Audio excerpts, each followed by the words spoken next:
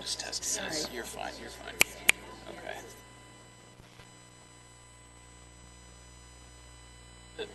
Okay. Okay.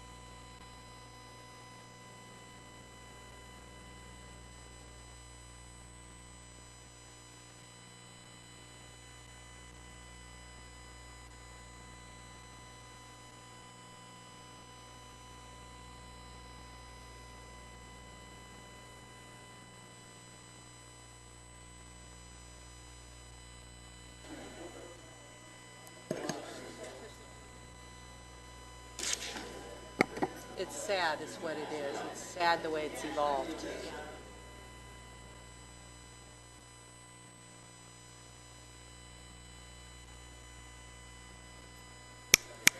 Yeah.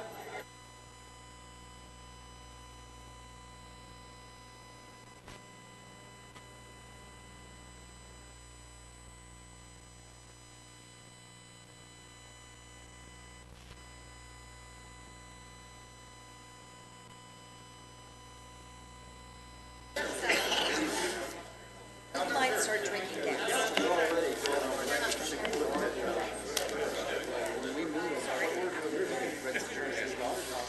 yeah, it's right down the, was it right? Victor or something? Yeah, right down the street, yeah. We looked at that house. It was between that house and the house. You got another house. Oh, that's our house. You have a better, yeah, and different building setup. And you're my neighbor, so you made the right choice, because I don't want bad neighbors. I'm worried about shoes and Bob and who's going to do it. Because we don't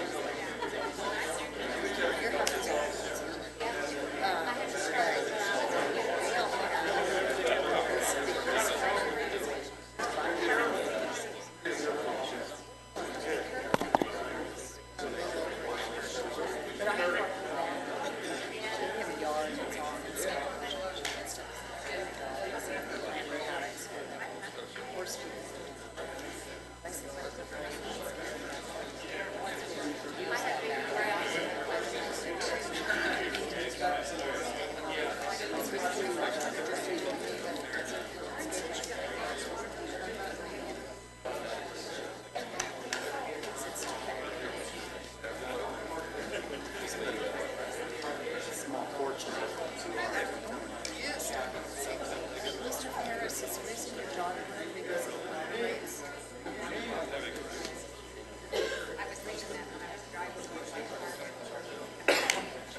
That's why the home, one house down there, that big two-story home. That house went out there. It's built on Arkansas 6 minutes.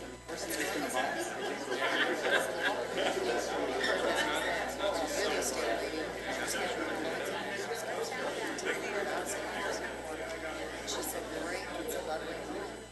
It was overbuilt when it was originally lived in by a famous football player. This guy used to John Bynum. Since then, that house does not have a original estate agent. But it has changed so much. So it was kind of neat. They painted the fake brick on the outside of the house. It just looks just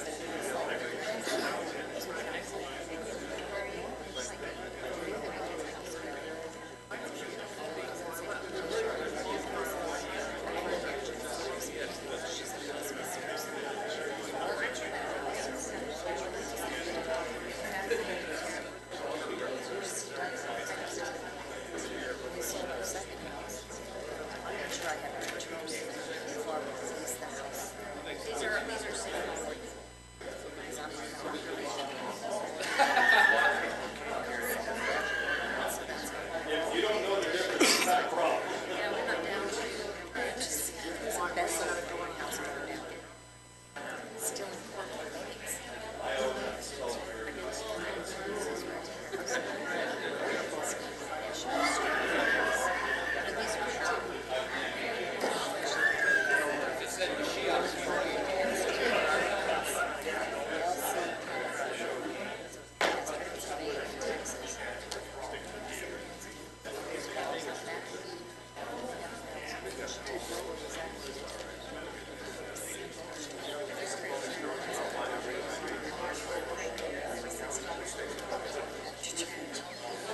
are it's like, I was like, I was right. I told her yesterday. Go when they tell me. We start at What are you waiting for? Hey, why don't you wear my? I'm used to going late anyway. My Come on, wear members this. always arrive in church late. Sir, we start at 1:30. You don't want to wear that one on top of it? No, I can't do it. Oh, yeah, you can. I did before speaking to the city council. Can't do You it. have the right. Not because of the word help, because of the man. I'm not on the committee. You're not mad? What's the point of getting mad? Well, mad is what motivates me to take action. It does indeed. not late. And I Motivates teach people. communication, something motivates people to take Mad, action. yeah. I get mad about more eternal problems. I leave that Water to is- God. What? I leave that to God. I go to Grace Chapel. I don't have to. Yeah. There you go. There you go. I'm worried more about the decisions being made by my California legislative and Yeah. California Public Utilities Commission. I worked for Edison. I see how this works. It's not fair. It's not. Every 2 years, a rate case goes in. It's not. My church. What church are you with? Pay anywhere from $4 to $900 He pays $1,000. $1,000 for one house. Saying, two people.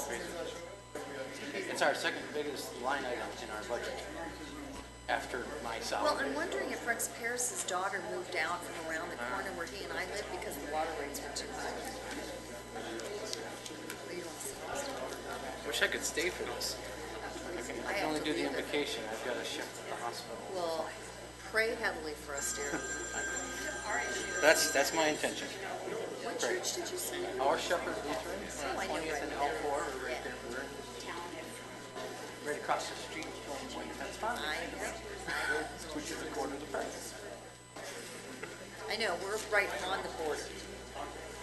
You know, we're 700 feet from cheaper water. Because I'd we're like on the to- other side of I Ramsey. tell you what, I would pay for the plumbing because it'd probably save me money if they ship it 700 feet down. I'll help I you would pay pay- for you and me. I'd pay for it. Across the street to our house. I'd pay for the plumbing. Here, she's, I'm ready to sell. I said, okay.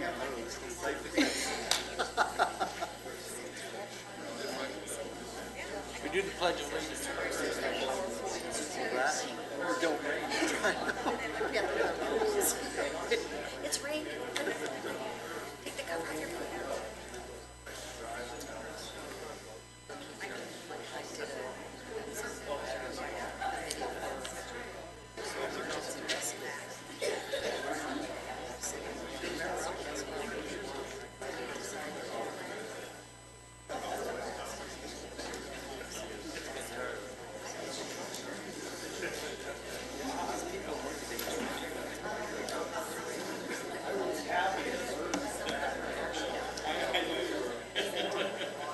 I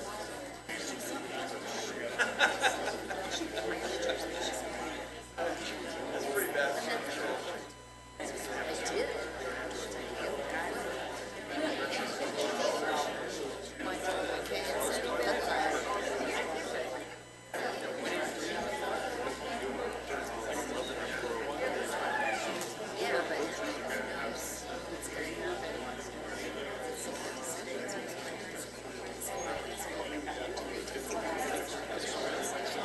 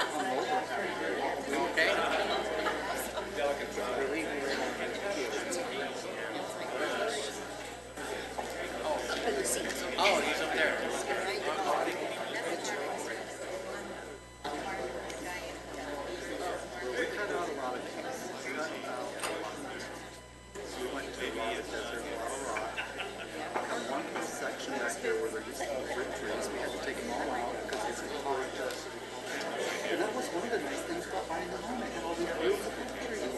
You can't afford water.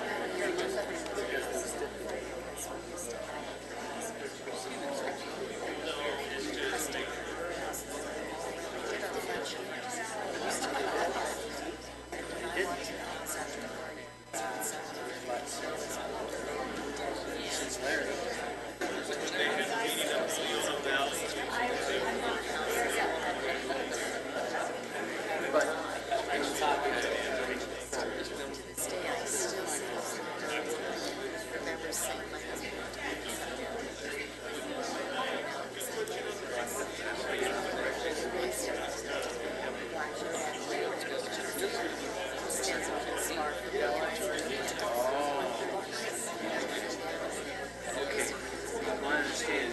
This year, 150. Do you want to do the invitation? I love it. Oh, no. I'll give you. Chris Johnson is talking well. But I've only been taking maps. So I wouldn't require that. You can be mad as hell. it's just, it's how I feel. 17 years of this.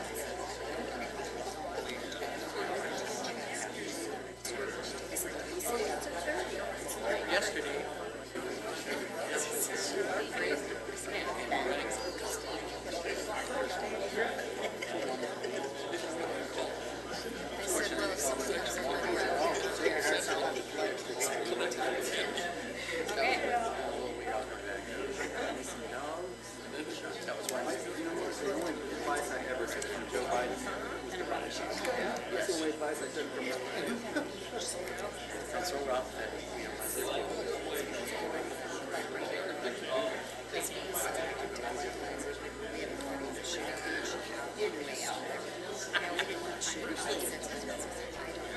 I did take time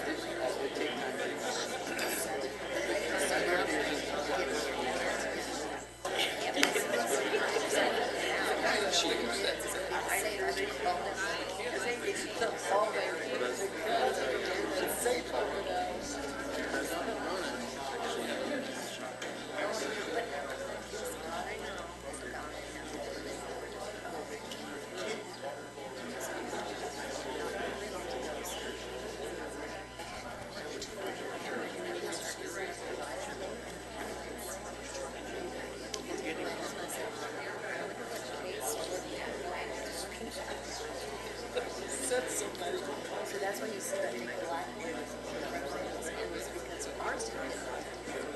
But whatever makes you go. And after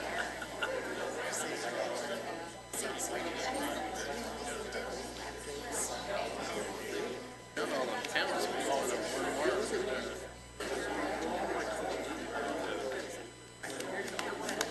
I was telling him this past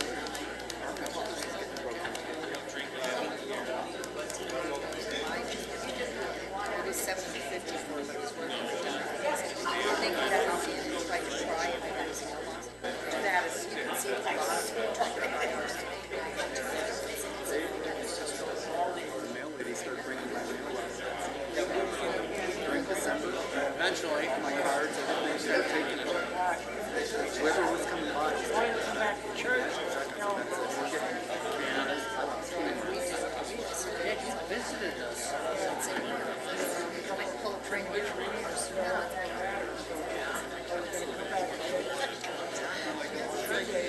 nobody's gonna go to us, I think.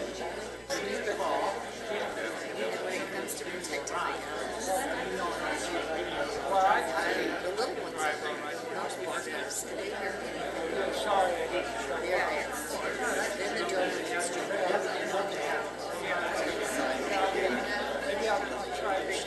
Our side, where's this from? As possible, the papers back and back.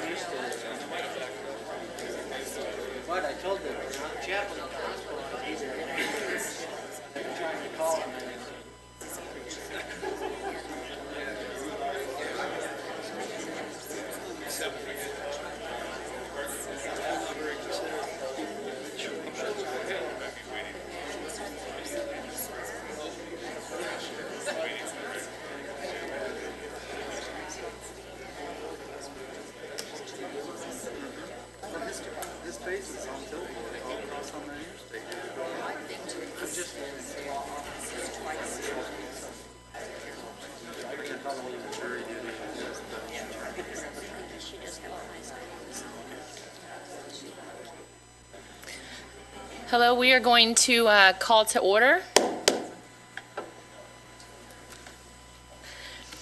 Good afternoon, ladies and gentlemen. My name is Lauren Karnstedt.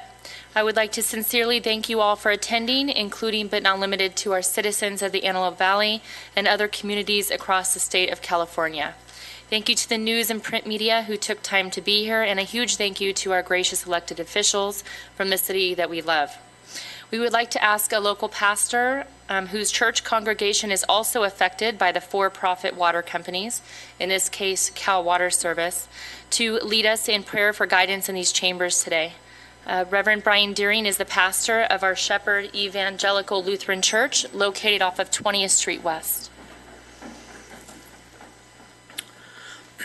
Since it would be presumptuous of me to assume that all who are gathered here share my faith, I must say this: I cannot in good conscience pray to a generic God of whom all can approve, so I will pray to my God and hope that all of you will respect both my good intentions and my convictions. Lord God, even as we gather to discuss, even protest the price of life-giving water, we have much for which to be thankful, especially the blessing of freedom that we have in this country, that we may gather in peaceful protest or support of the actions of industry, utilities, and government in the hope of bettering our earthly lives. We thank you. Be with those who have gathered here today. Though the price of water has many upset, even angry, on both sides of the issue, today we ask for calm, open hearts and minds, patience with those of differing opinions, and forbearance for any insults that may occur, intentioned or otherwise. May all who wish to speak be heard in peace and respect. Bless the efforts of all those who have committed themselves to resolving this issue, and may it be resolved, dear Lord, with all the legal, moral, and ethical means that we expect from both our leaders and ourselves, and that you too expect from us. In Jesus' name, I pray. Amen. Amen. I ask you to remain standing for the Pledge of Allegiance. We are reminded today of the colors of those used in the flag of the United States: white signifying purity and innocence, red signifying hardiness and valor, and blue, the color we wear today, signifying vigilance, perseverance, and justice. Please join me in the pledge. I pledge allegiance to the flag of the United States of America and to the republic for which it stands, one nation, under God, indivisible, with liberty and justice for all. Thank you. Thank you. Please be seated. At this time, I would like to acknowledge the elected officials present. We have Lancaster Vice Mayor Marvin Christ. We have Lancaster Councilman Raj Mali, Lancaster School District Board Member Diane Grooms, Rick Cook, Representative for State Senator Scott Wilk and State Assemblyman Tom Lackey, Donna Tremere, Representative from LA County Supervisor Catherine Barger's office. Mayor R.X. Paris would like to be here, but he is in court right now for jury trial, as all good attorneys do. So I guess we will take it from there. Anyone I missed, Mark? All good? Okay, so let's begin. Who are we and why are we here? My name is Lauren Karnstedt. I am a Lancaster homeowner. I am a local real estate broker, and I am a ratepayer held hostage to California Water Service Company and its regulator, the main topic today, the California Public Utilities Commission, also referred to as the CPUC. As a real estate broker in the AV, I match families to homes and dreams they could not realize in any other area of LA County. We love our valley and are committed to doing our part to promote the exceptional quality of life that the AV has to offer, a quality of life that is now in jeopardy for thousands of our local citizens due to the greed and corruption of for-profit water companies. The speakers you will hear today have similar stories from the areas in which they represent. First, the citizens of the great state of California represented here today wish to thank the City of Lancaster for providing the council chambers as a forum in which to voice our concerns and expose the very disconcerting truth about Cal Water regulated by the CPUC and the CPUC in general, and the impact of their price gouging upon hundreds of thousands of victims up and down the state. That being said, the City of Lancaster has been very supportive in this fight, standing shoulder to shoulder alongside its own citizens, not to mention its statewide neighbors struggling in much of the same. We know there is strength in numbers, so today we come together seeking fair and reasonable support from those elected to positions of public trust across the great state of California. We implore you to partner with us as we move forward with a grassroots campaign to bring an end to the corruption propagated by the investor-owned utility companies and to restore the quality of life and the public trust for the citizens being victimized by their greed and lack of accountability. We respectfully request that you, our elected officials, take the legislative action necessary to protect families and communities across the state by reforming the rate-setting mechanism for investor-owned water utilities. In the 5.5 months since we first protested Cal Water's outrageous pricing for water, together with our amazingly resourceful and hardworking neighbors, we have organized, strategized, and educated ourselves through intensive research, using our own funding and time to do so. We started as a local protest of about 70 people gathered at a local park, resolving to form a collaborative effort to free ourselves from outrageously high water bills charged by one investor-owned water company, California Water Service. As we identified more and more families across the state whose quality of life and pride of ownership are also being blighted by price gouging, we have grown exponentially to a coalition representing approximately 6.2 million affected citizens to date, into a statewide coalition demanding reform through legislative action. Today is the day that we will be heard, and we will grow even more. We have found that cities and towns up and down the state confronting the same investor-owned related problems we have here in Lancaster have historically thought the private water barons to be a strictly local issue. Some have spent hundreds of thousands, if not millions of dollars on lawsuits without significant results. I am proud to tell you that this young coalition, created here in the heart of our Aerospace Valley, has found many allies across the state, and again, we are just getting started. Our goal is to get everyone on board. If you connect the dots between these local approaches, you will find a common thread. All the communities are embroiled in battle with the bureaucratic rate-setting rules and processes set up by the California Public Utilities Commission in San Francisco. As a creature of the state constitution, the CPUC is run by unelected appointees accountable to no one, but completely open to water industry lobbying. Under these circumstances, it is logical and more than reasonable that people held captive by monopoly providers of a life-sustaining resource must call upon their elected representatives to stand with them for equal treatment under the law. Coalition research found that what has always been treated as a local issue is in fact a statewide problem, created and even worsened by failure of the CPUC and its failure to do its job of protecting the public interest. We broke the news just last November 2017 that the CPUC, whose very charter requires it to fairly represent the interests of ratepayers, suddenly, under the midst of our disputes, changed its mission statement to eliminate the language promising reasonable and affordable water rates for the public. You will hear more on this today, and it is very concerning. At the same time, the PUC rigorously fulfills its mission of keeping the corporate water monopolies more than just financially stable. When the state eased drought restrictions last year, some companies complained about losing projected sales revenue because their customers conserved so much water.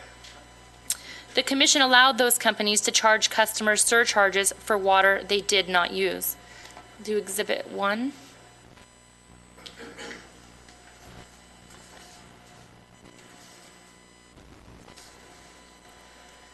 This here is a letter from the president of the CPUC, Michael Picker. This was in response to some heavy questions asked of him by Senator Scott Wilk and Assemblyman Tom Lackey.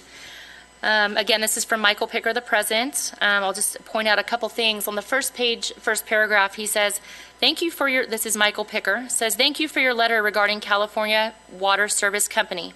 You raised several concerns about the increase in water rates by Cal Water and the Water Revenue Adjustment Mechanism, the RAM fee. Here, it's a very great name, right? RAM. We'll get more on that. They should have thought that through a little better. But on we'll go here. They also mention in the same letter, towards the end of that sentence, it says, "Our mission is to ensure that our regulated utilities provide safe, reliable water service at just and reasonable rates." You're going to hear this just and reasonable rates a few times today. On page 2, item 3, RAM fee. This is also where the president of the CPUC is explaining the RAM fee, and it's quite interesting. His first thing he says is, "RAM fee. California recently suffered through an unprecedented drought. Governor Brown called for mandatory water use reductions." Here we go. "And Antelope Valley customers rose to the challenge and reduced their water consumption by over 35%. Unfortunately, reduced water usage does not reduce the utilities expenses by a proportional percentage." A little further down, it says, "To that end, the CPUC has authorized the use of RAM, a rate-making tool that allows utilities to recover revenue lost to conservation." So we have additional charges on our bills because we did so good in conserving water that they have been allowed to charge us back for the water that we conserved. So I think there's some legal codes we're going to hear on that about, I don't believe you can charge for services not rendered, and also some other penal codes as far as when a state of emergency is declared, some things you can and cannot do. Okay, let's see here. Add to that fines and citations for dead landscaping that many were forced into due to the high for-profit water utilities. You will hear and see more on this throughout the course of the meeting as well. Working together in a nonpartisan effort to achieve equal treatment under law, accountability, and transparency, the Coalition has documented more than a dozen specific flaws in the CPUC that demand immediate correction. Right now, investor-owned water companies serve around 16% of California households, frequently charging rates up to 5 times more than rates paid by nearby neighbors more fairly served by public water utilities. It isn't just about the money, it's about the way we live. It's about the loss of local control and accountability. It's about the loss of personal choices and about the destruction of quality of life for neighborhoods all over California. It's about protecting the freedom of our families to choose the ways we want to live our lives and saving neighborhoods from homeowner abandonments and foreclosures as costs become unattainable for middle-class working families. Ratepayers up and down the state now face seemingly endless rounds of double-digit increases in their water bills. The financial impact on homeowners is absolutely devastating. These rate hikes lead to visual blight due to loss of vegetation, dying trees, cheaply done ground cover, often amounting to nothing more than a layer of gravel and small rocks with a few weeds poking through. Decline in home sales and property values as real estate agents inform potential buyers of excessively high water bills. Vacant rentals because landlords must charge over market rates to pay for the water.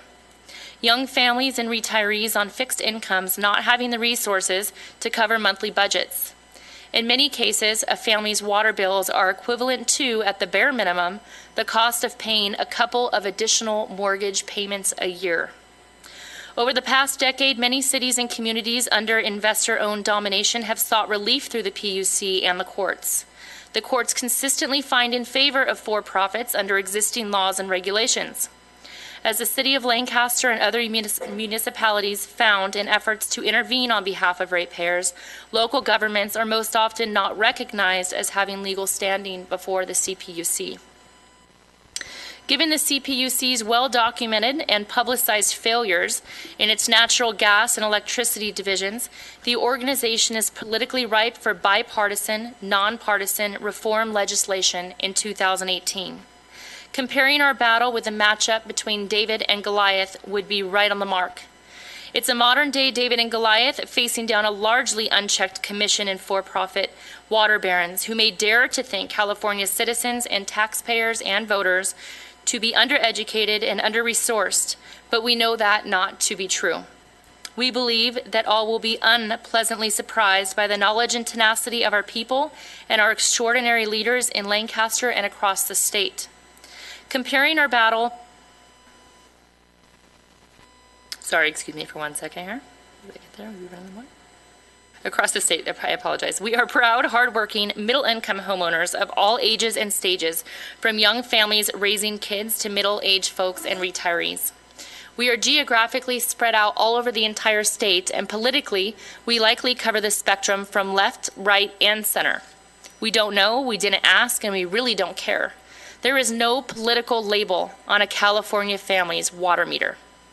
Lined up in opposition are the powerful forces of the investor-owned water utilities and their California Water Association, with a political action committee and a team of professional lobbyists working to influence the legislature, county governments, and even within the CPUC itself. Let's note that California Water's 2017 release of returns documents a 36.4% earnings return, the largest they have ever recorded, and in spite of a drought with statewide water conservation in force. Again, Antelope Valley conserved by 35%. How did they reach that return? So why should anybody expect a bunch of amateurs to get the attention of lawmakers, much less get reforms passed? Well, in this new modern day David and Goliath, little David has finally found a rock, a mighty stone in our battle. Based on the percentage of state residents getting water from investor-owned companies, best estimates indicate upwards of 6.2 million Californians have a stake in connecting with this grassroots coalition that will not stop until they get the job done. Nobody has undertaken the task of building strong statewide public support for reforms in advance of legislation until now. But we have. We will not stop. We will not quit. We will be heard, and we will not cease until reform is achieved. To cite a very real and personal example, I disputed a bill for my own 1,940 square foot single-family home with a small pool.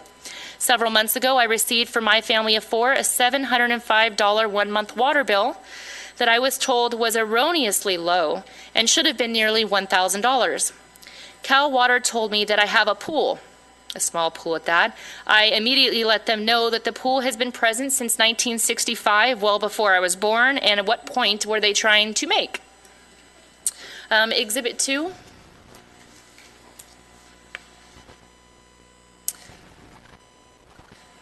There is my lovely $705 water bill.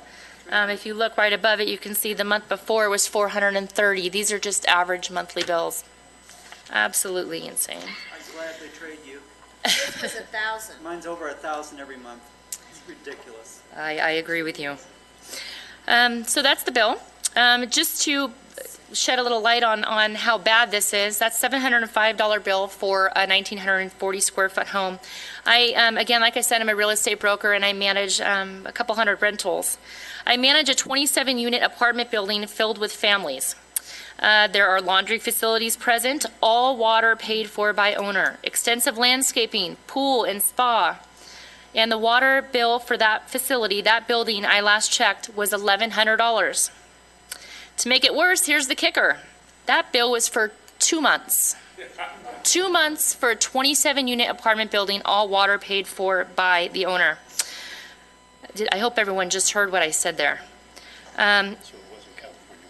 It was not California Water Service. That's absolutely correct. This was LA County Waterworks. Shout out to LA County. We wish we could have you. So approximately 100 plus residents, all with the water usage paid for by the owner. That is about $650 a month for over 100 people. There's 54 bathrooms and 27 showers. It's absolutely unbelievable. Our family is being robbed, and so are others across the state. We have another 18-unit building under Palmdale Water District that we also manage, and its water bill is still less than mine for a month, and that is for 18 families, also two-story townhomes. Exhibit 3, please.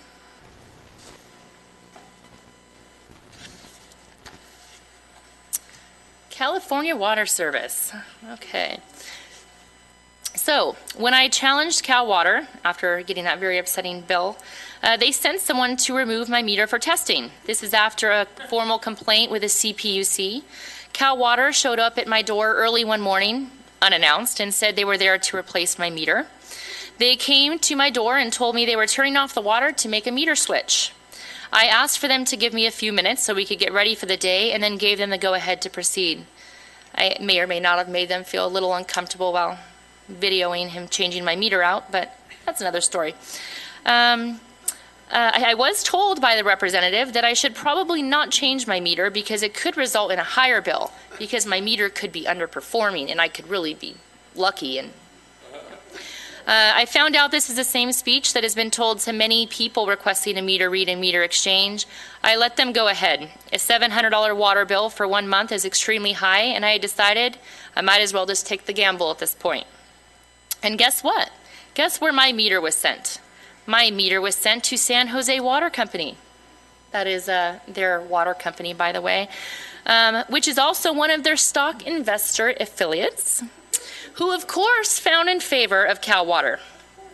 I received a letter from the water company and CPUC stating that the meter was underperforming and that almost 42% of my water usage was not being read. So in this letter, I'll note the paragraph where they say, and I'm summing it up here, please note that the accuracy of your meter was below the limits prescribed for an accurate meter by the CPUC. The test indicated that your meter ran slow, 68.39%, and did not fully register all of the water used. As a result of the test, we have installed a new accurate meter. You may now notice a slight increase in your monthly bill because the new meter will register all of your water usage. So yeah, that was interesting. And there it is, San Jose Water Company. They're all stock affiliates, sending it to their buddy over there to test my meter. There's that. And there's my results, which who even knows what that means, but San Jose profits from testing these meters too. yes, that's correct. They do, on each other's payroll. Okay, so that's the Cal Water response here. Exhibit 4, please. This is the way it was sent to me, so that's the way that it looks. But this is from the CPUC. They also had to respond to my complaint, not just Cal Water. The CPUC sent me a letter stating that my well, we'll get to the grass part. I'm going to switch this around a bit here. Basically, the CPUC sent me a letter, and in the letter it says here, just one part of it here, the results of the test showed your meter to be registering your usage accurately, which is completely conflicting with the underperforming by 42%, but that's what they said. Per the utility, your lawn appears to be overwatered and could be the cause of the high bills. Basically, that is their way of saying I didn't let my grass die, and because it was not brown or dirt and green, I must be using too much water, as if grass should be any other color. I'm not sure here. Let's see. I love how they say that I should be prepared to expect higher water bills in the future. But guess what? After I let them change my meter bill, my next water bill was $100, which is still excessive for 1 month here in the AV. So I'm pretty glad I took that gamble. I think they were a little nervous at that point here. So where's the logic here? I'm the person that if it does not make sense and no one can explain it, it must be criminal or unethical, both. And I'm convinced that is what happened here, and that this is what is happening to everyone else. Let me remind you once more for the record that I have a family of 4 in a 1,940 square foot house. It's just my husband and I, along with a 10-year-old and 3-year-old child. We are subject to these unethical practices while our homes are a stone's throw away from Los Angeles County water, almost 3 to 4 times less than our water per unit, and literally practically across the street from us as well. We also have Antelope Park Mutual Water, a flat rate of $65 a month for unlimited use of water, $10 more if you have a pool. Most of the water companies here buy a significant amount of water from AVEC, but our water company, Cal Water, marks up the rates dramatically, and the CPUC allows this. Again, to summarize our plight, when you compare our rates to those of neighboring cities and neighborhoods, our rates average about 400% higher than theirs. Homeowners in affected areas risk inability to sell properties once the water rate issue becomes a matter of record for potential buyers. We risk a local foreclosure cluster and streets of empty homes, much like what we saw throughout the state in the early 2000s. The City of Lancaster adopted Resolution number 1758 to aid our outreach in building a statewide coalition that will move CPUC rate-making reform to the front burner in Sacramento. Success will help our state remain highly livable for up-and-coming families and businesses looking to call California its home. It is the place we call home, and we are asking our elected officials, people we trust with our collective voices and votes, to please help preserve our quality of life in the homes and communities that we love. Please help us and do the right thing for the hardworking constituents of California and their families. One more thing I just wanted to throw in here. Recently, new tax cuts and reforms were announced for businesses. I'm sure we've all heard this on the news. They will realize a cut from a tax base of about 38% down to 21%. How does that help the water companies? How much more money will they make off of a life-sustaining utility on the backs of working-class families? How does that help the ratepayers? Are they contributing to charitable causes like Apple and other companies? No. Will the company be passed back down to us as ratepayers? I bet not.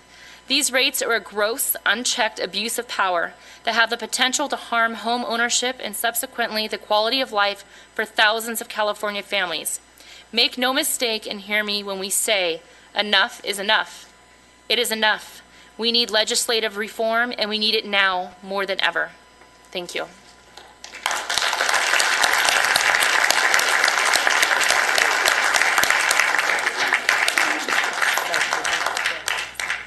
And also, before we continue, I meant to actually do this earlier. I would like everyone up here to please speak your name and where you're from.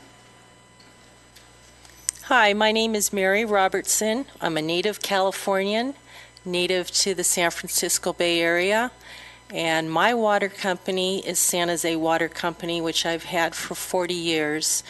I just saw Lauren's bill, and it was a rather surprise to read in myself. Our bills are actually up to 32 line items long. We're trying to figure out what the bills are. When you call their customer service, they're trying to figure out what the bill is. It's amazing. Thank you very much for inviting us and having us here today. Hi, my name is Rita Benton from the Santa Clara County, born and raised. Have had San Jose Water Company as our water company since I was born. My parents had it. And it's gotten to the point where my husband and I are trying to, he's also native-born Californian, trying to figure out how to move out of the state of California because of what's happening. It's that serious. So thank you for having us here today and bringing more attention to this just terrible, unsustainable water rate increases. Thank you. So they got on the road this morning at 6 to be here, so thank you.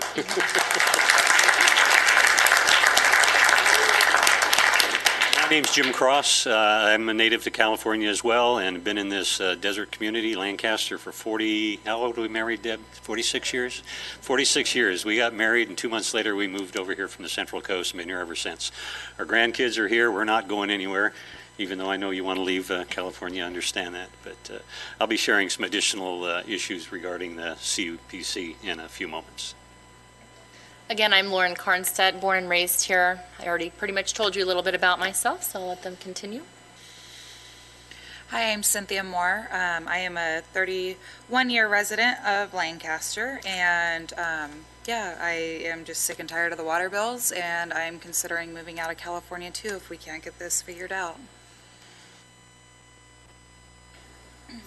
Hi, I'm Larry Grooms. My wife Diane and I have lived here for about 31 years in the same location, and I'm retired and dedicated right now to helping this coalition move forward. And I want to point out Cynthia here to my left was I blame her because she got this whole thing started. We didn't.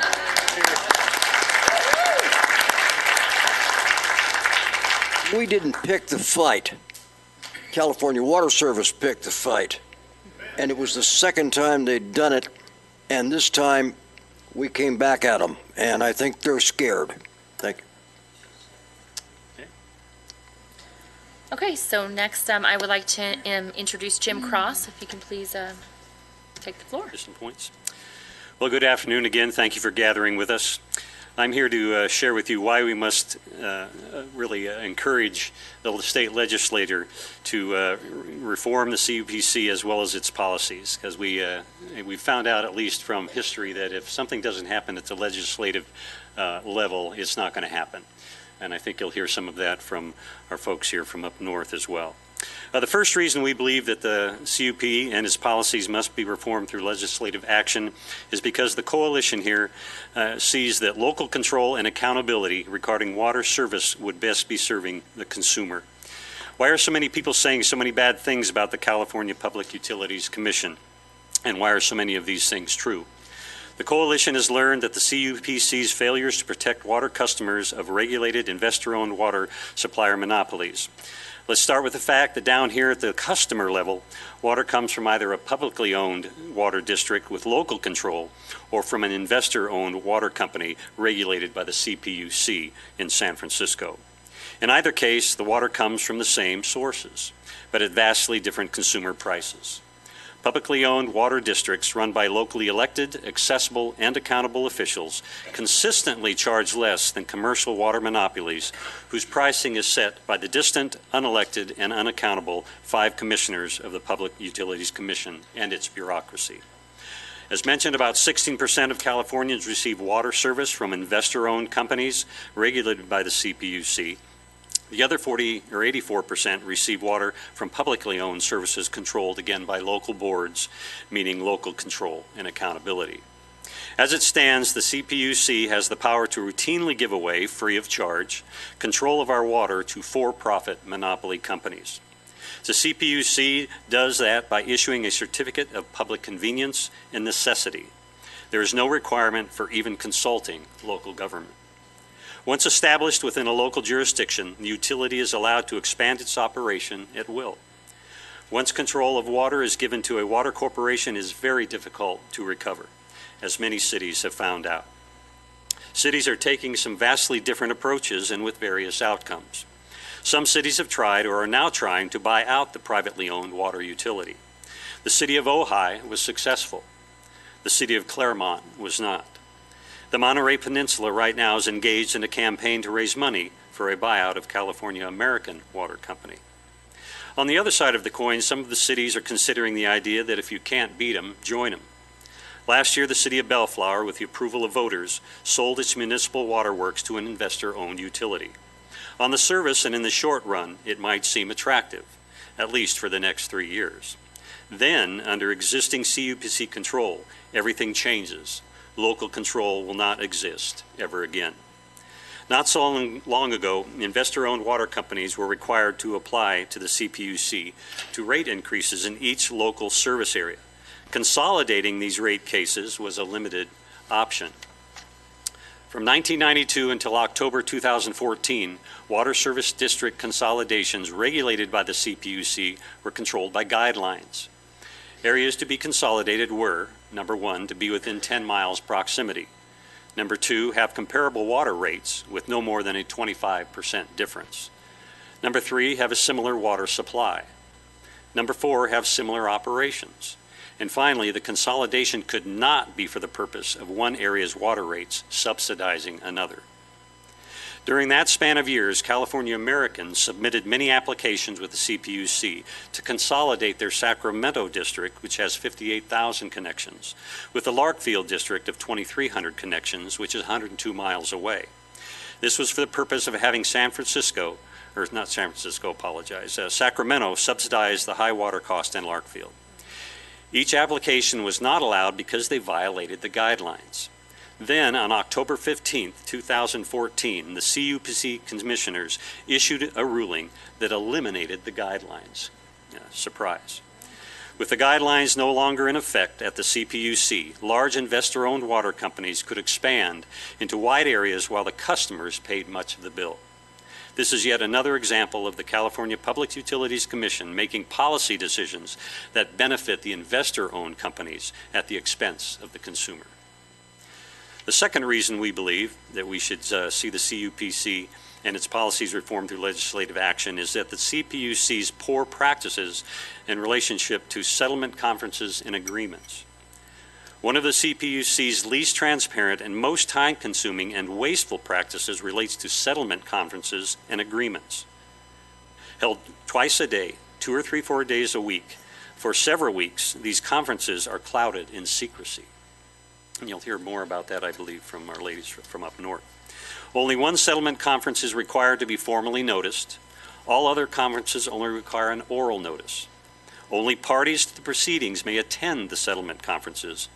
Subjects discussed in settlement agreements are not even subject to discovery nor admissible in an evidentiary hearing. For these reasons, we believe settlement conference rules and procedures condone and invite regulatory mischief and must be reformed in the public interest. Third, the CPUC has demonstrated a biased application of regulatory code. Proposition 218 dictates that the charges for water or sewer service not exceed the cost of providing those services. Publicly owned utilities are careful about calculating the rates charged for water and sewer service so as to avoid violation of the terms of Proposition 218. Most publicly owned utilities do not use tiered rates, which of necessity break the link between rates and the cost of service. But the restriction, again, does not apply to investor-owned utilities, even though the Public Utilities Code requires that the rates be based on the cost of service. While that seems straightforward to most of us, the California Public Utilities Commission has allowed a creative interpretation of the code for investor-owned utilities, again, harming the consumer.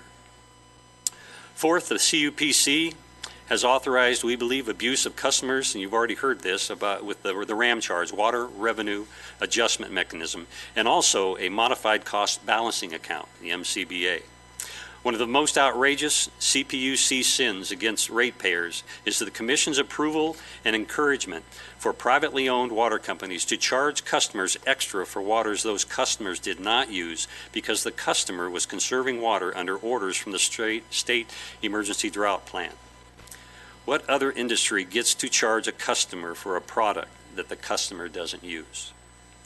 Whether they call it Water Revenue Adjustment Mechanism, RAM here in Lancaster, or Modified Cost Balancing Account in San Jose, the policy and the practice of financially punishing people for conserving water by rewarding the sellers for bad planning and errors in business judgment is fundamentally wrong and would not be tolerated in any other industry.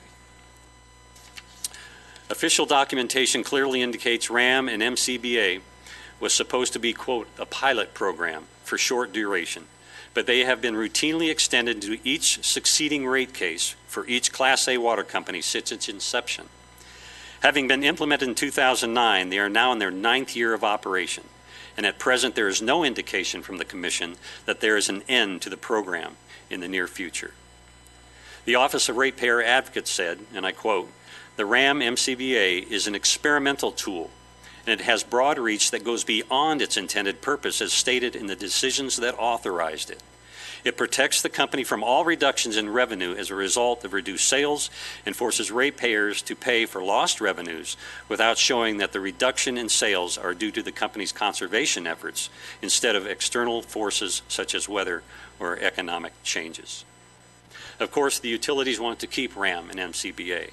They want to keep these accounts because they are protected from a reduction in sales regardless of the cause. The RAM and MCBA accounts have also proven to be very lucrative for the utilities. CPUC reform must include, we believe, stopping the authorized abuse of customers through RAM and the Modified Cost Balancing Account. RAM and MCBA must be eliminated. Finally, we believe that CPUC and its policies need to be reformed through legislative action because we would like to see to force the restoration of what's called the CPUC earnings test. I hadn't heard about that till we started doing some research. It's hard to pin down the point where the CPU lost its way in protecting the public from monopolistic utility practices. But we know that for the 35 years prior to 2006, the CPUC required the investor-owned utilities to include, with their rate increase requests, an earnings test, which included the certified financial condition of the companies. Under heavy water industry lobbying of commissioners, the CPUC abolished the checks and balances filings. And by 2011, escalation of rate increases were occurring across the board. So requiring the CPUC to reinstate the earnings test, we believe, would at least restore one level of consumer protection. These are just 5 points that we believe are the main points under a plethora of reasons that the state really needs to be forced to have the CPU reformed as well as its policies, and we believe it has to take place through legislative action. So Thank you for listening and again for being here.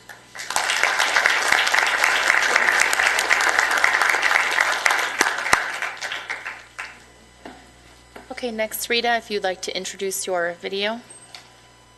So, when we first met you folks down here in Lancaster, we were asked to put together a video in case we couldn't make it down here. So this is the 10-minute video that we created back in November, but it's still very pertinent, and we will touch on many of the topics in this video through our presentation. So we can go ahead with the video.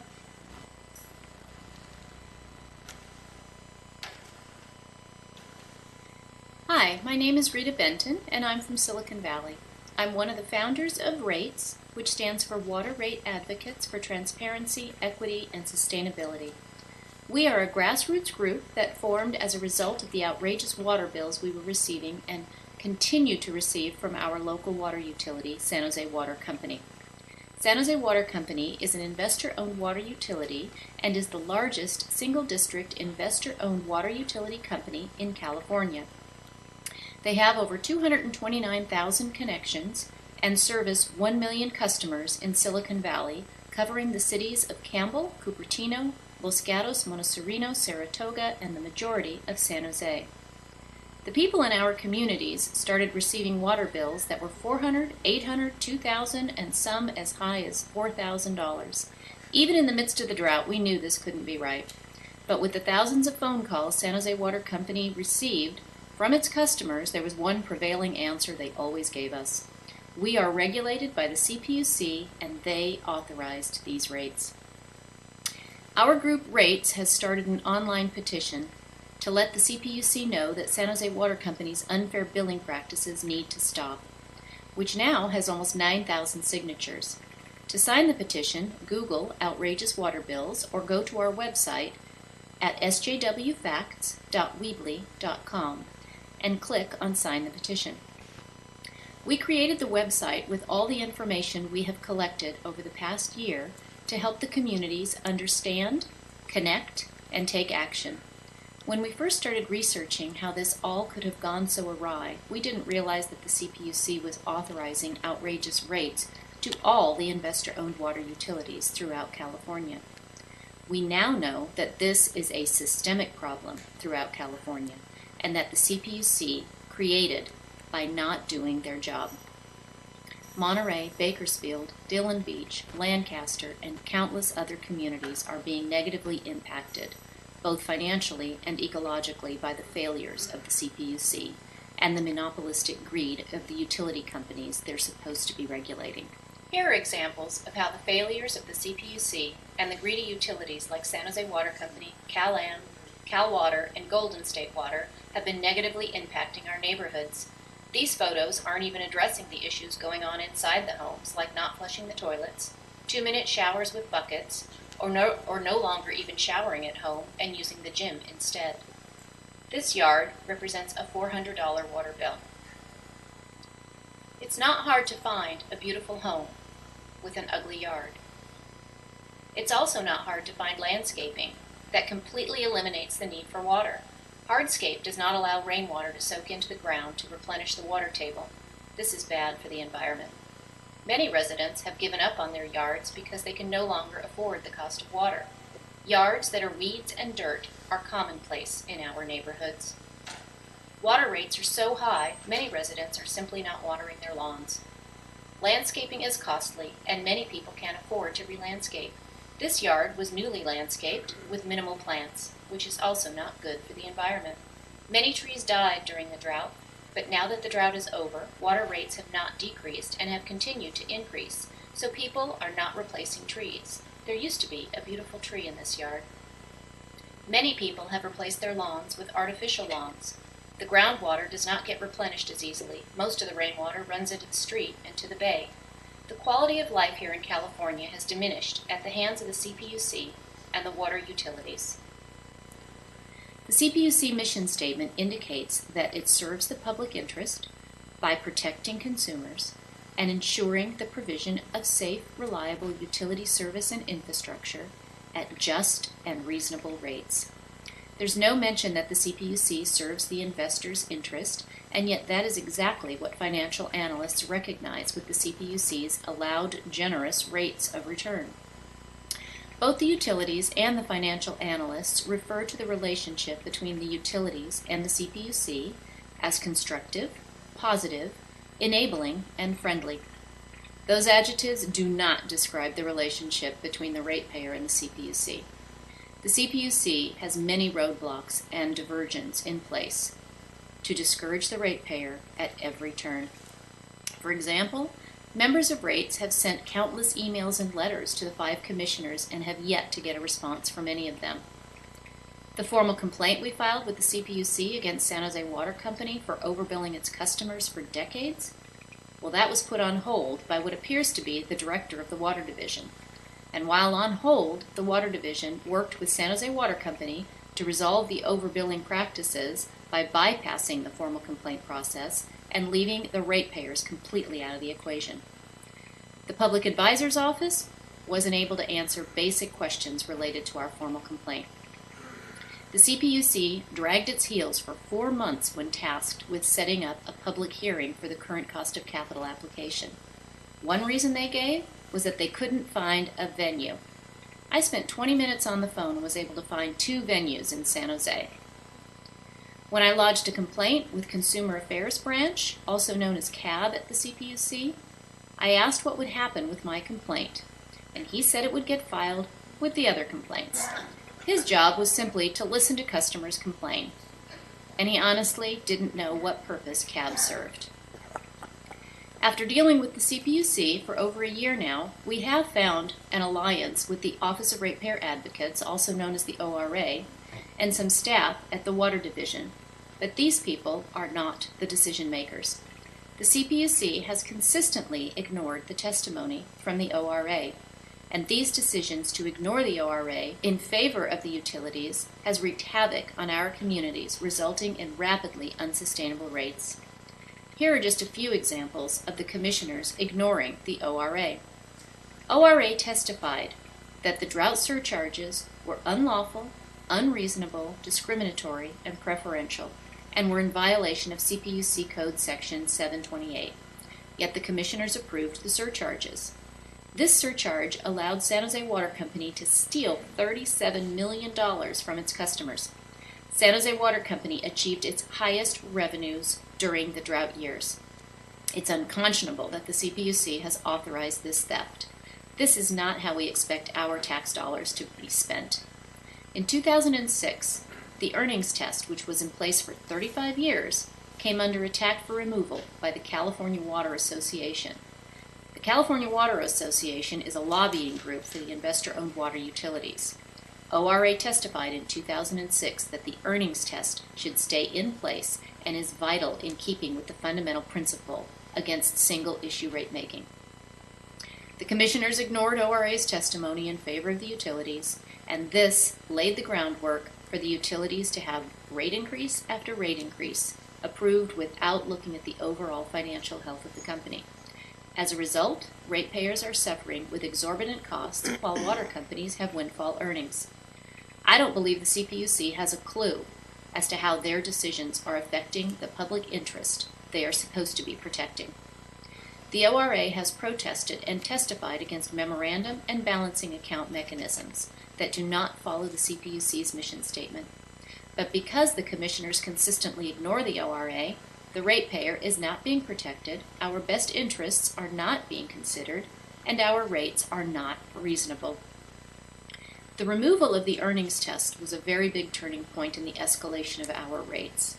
We need the CPUC to reverse this decision and have our elected officials write legislation to make the earnings test a law, so water utility lobbyists cannot influence the commissioners to change it in the future. The CPUC needs to suspend all rate increases for all water utilities, including those authorized in the 3-year general rate case, until a thorough financial evaluation can be administered on each of the water companies they regulate. We've been asking the CPUC to conduct a full forensic audit into San Jose Water Company, and we have provided numerous documents to support our request. To date, no audit has been authorized. San Jose Water Company is continuing to see windfall earnings, yet they just requested another 4.43% rate increase, and our communities cannot sustain this. It is time for rate increases to be suspended and San Jose Water Company to be audited. We are excited to build our relationship with the community of Lancaster and the Water Rates Coalition to bring about awareness and change to California's broken government entity and the profiteering monopolistic investor-owned water utilities. I'd like to take a moment and thank the people of Lancaster and Mayor R. Rex Parris of Lancaster for allowing us to join in your efforts. All of the progress Rates has made has been with little or no help from our elected officials. We have only recently gotten the mayor of San Jose to advocate for us. It is exciting to see that Mayor Parris is looking out for his community and is taking action for CPUC reform. Although Rates has had a difficult time getting the Mercury News, which is our Bay Area newspaper, to cover this serious issue affecting so many lives, the San Jose Inside Metro has written some articles and has helped bring attention to this growing concern. We need to continue the media coverage and get our elected officials to take action. It's time for change. It's time for our rates to be decreased. It's time for the CPUC to follow their mission of serving the public interest and not the financial investor world.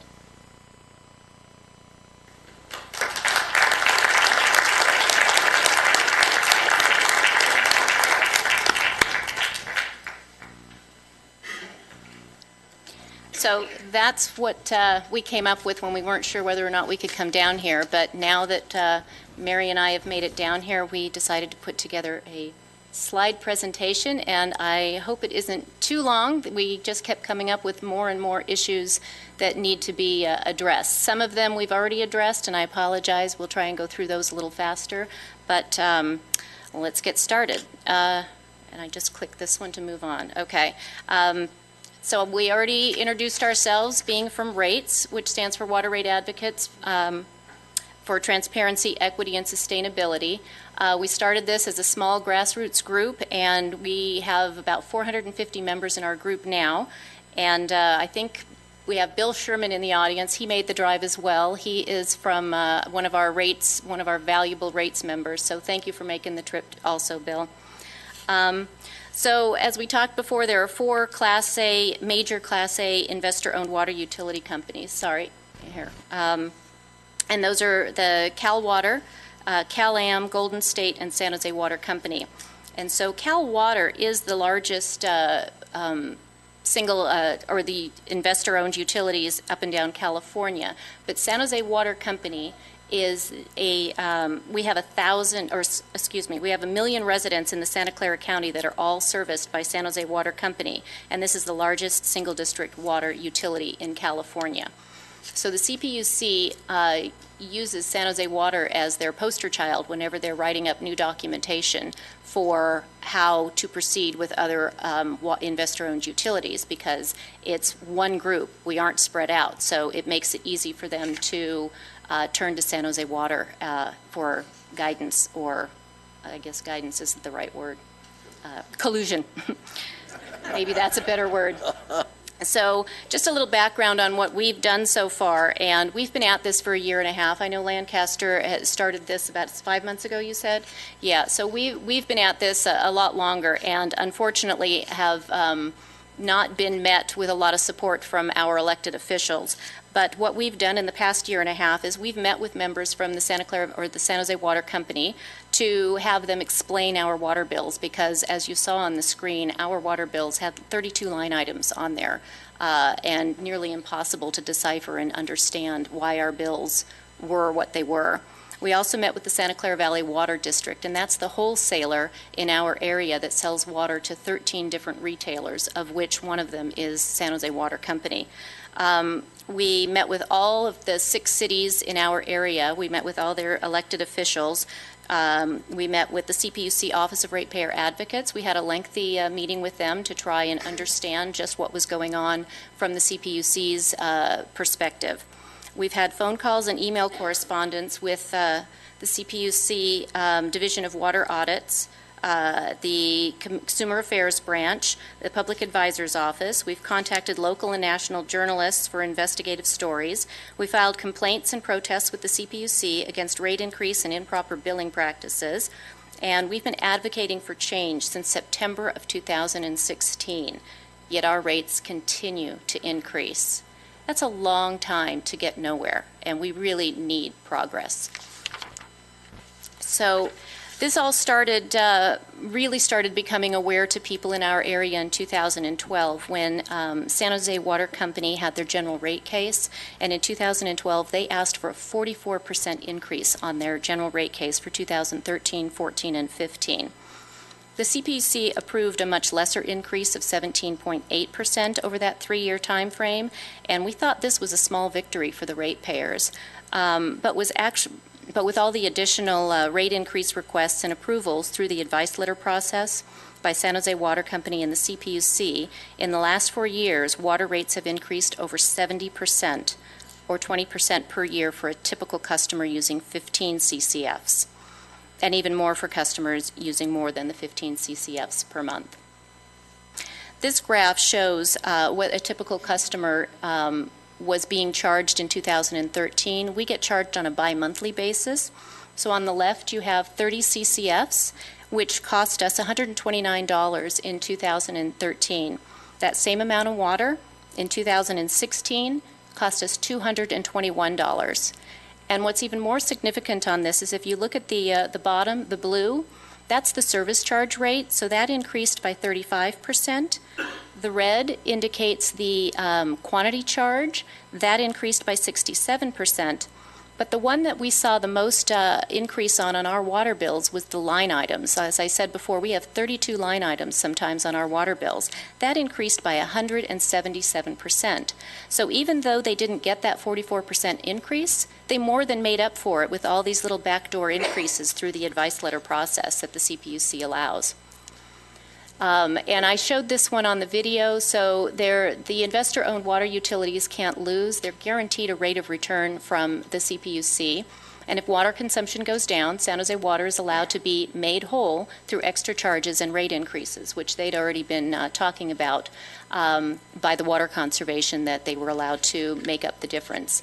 And San Jose Water has made huge profits every year, even in the drought years. And if you look at 2016, that was our heaviest drought year. That was their largest profit year. So can draw your own conclusions with that. Their stock also skyrocketed. So the investors reward such money-making stability, and their one-year stock gain was 86 or 89%, which nearly doubled. In that is 2016, a heavy drought year. What the CPUC also allows investor-owned water utility companies to do is to set up a parent company. And San Jose Water has San Jose Group, formerly known as San Jose Corp, as their parent company. They have 4 subsidiaries, currently 3. They ended up selling off the Texas Water Alliance, and they sold the Texas Water Alliance for $31 million and had a tax gain of $12.5 million. And the board of directors declared a special dividend of 17 cents a share, to a total of 2017 dividends of $1.04 shares because of the sale of that Texas Water Alliance. But by forming this parent group, what they're able to do is shift money around, because the parent group is not non-tariffed. The CPUC does not regulate the parent group. They only regulate San Jose Water Company. And I believe Cal Water also has the same parent company set up, this structure. So the money can be diverted into different places, but the CPUC has tunnel vision and only looks at the tariffed company or the water company, not the parent company. So San Jose Water is regulated by the CPUC, but San Jose Water Group and San Jose Water Land are not. San Jose Water Group directors and officers are shared between the utilities and its affiliates. These tariffed and non-tariffed companies muddy the water for transparency. In the past, San Jose Water Company reported revenues and expenses to the CPUC as a single entity, and today it is unclear how information is reported to the CPUC. And because of this, San Jose Water Company transfers property to San Jose Water Land before selling it to a third party. By doing this, the money does not get recorded as San Jose Water Company revenue. And why is this important? Because San Jose Water Company makes a land sale, they are required to use the revenue on infrastructure. But if they first transfer it out of San Jose Water Company into San Jose Water Land, they no longer have to use it for infrastructure. So any sales on the land subsidiary does not benefit the ratepayer, does not require infrastructure replacement, and is revenue for the holding company.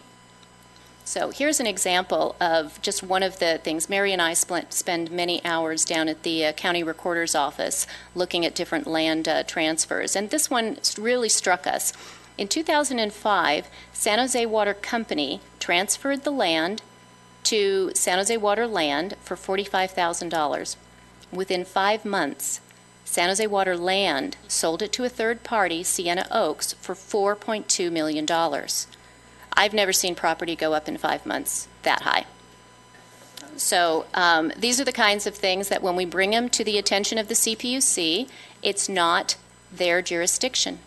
They only look at San Jose Water Company. So we're really left with, who do we turn to? Who can we get to seriously look at how this land and money is being transferred around? It really looks like kind of a shell game, but we haven't been able to really nail it down, and we were hoping to get an investigator to really do a research on this. And I think with Cal Water, that would also, you would find very similar things happening with Cal Water as well. These are some other things we found at the county recorder's office is San Jose Water Company loans money to the parent group, nearly $1 million for a short-term cash needs. And then San Jose Water Company loaned money to San Jose Water Land, nearly $4 million for cash. And when we look at documents, it clearly says on there that the filer requests do not record stamp value. So the public isn't even allowed to see what the stamp value is on this. And they also say transfer tax, see separate statement, not for public record. So again, it's not transparent at all, and we really don't have a clear picture as to how things are run with these different companies. So on to I mentioned Santa Clara Valley Water District in our area, and that's the local wholesaler that 13 different retailers purchase their water from. And just you were talking about how across the street you could have a water bill 5 times less than what you're getting. We have the same thing happening as well. And if you look, the left graph shows a city using water from, or purchasing their water from the Santa Clara Valley Water District, just like San Jose Water Company. That they're paying, what is that, $127? For the same amount of water, we're paying about $400. So the inequity is ridiculous, and the CPUC needs to acknowledge this, and we need to come up with some reform with the CPUC. And let me turn it over to Mary for a while I get a glass of water here. Oh, free water. Thank you. Your mic. The CPUC, and I have to say that a lot here, so I'm just going to go to PUC. I hope that's okay with everybody. Because my tongue is going to get all tied up. The CPUC has aligned itself with utilities and investors, not with the ratepayers. The CPUC has failed and continues to fail in properly regulating the investor-owned utilities. And I want to go back to the PUC aligning itself with the investors. All what you have to do is read the financial analyst report on your IOU, and we've done that quite a bit on San Jose Water, and they will describe San Jose Water as government-sanctioned monopoly, granted stable and predictable profitability and returns on shareholder capital. So they know this is going to be a good thing for them. The recent cost of capital for San Jose Water, just for the fun of it, I did a word search for the word investor, and that was mentioned 58 times in the cost of capital document, and a reference to ratepayer was only mentioned 19 times. So that kind of gives you an idea as to what that cost of capital document is all about. The PUC allows the utilities and their heavy-hitting lobbyists, such as attorney groups and the California Water Association, to overly influence the administrative law judges and commissioners' decisions. the burden of the lobbyist costs fall on the ratepayer. As recent as November 2017, Capital Watch reported the top 500 lobbyists for the state of California that threw the most money at the legislators.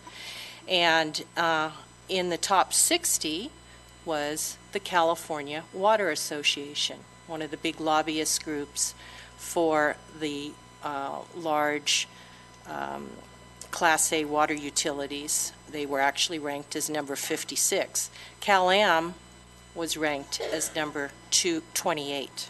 San Jose Water was a little higher at 205, and they have a whole outside legal attorney group that does their lobbying. Before November 2017, the CPUC mission statement read, "The CPUC serves the public interest by protecting consumers and ensuring the provision of safe, reliable utility service and infrastructure at reasonable rates with a commitment to environmental enhancement and a healthy California economy." In November of 2017, we noticed a change. It now reads, "The CPUC regulates services and utilities, protects consumers, safeguards the environment, and assures Californians access to safe and reliable utility infrastructure and services." Obviously gone from that adopted statement is reasonable rates. The central mission is now safety, which it should have always been, as well as reasonable rates. The mission statement sets the tone for what the entire organization is directed to do. And the entire organization will be answering to this. Now, the draft, we even went back and pulled the draft. The draft documentation for the mission statement prior to the final adoption did include the wording reasonable rates. And you can read that up there yourself. And you will see, final adoption, it's gone.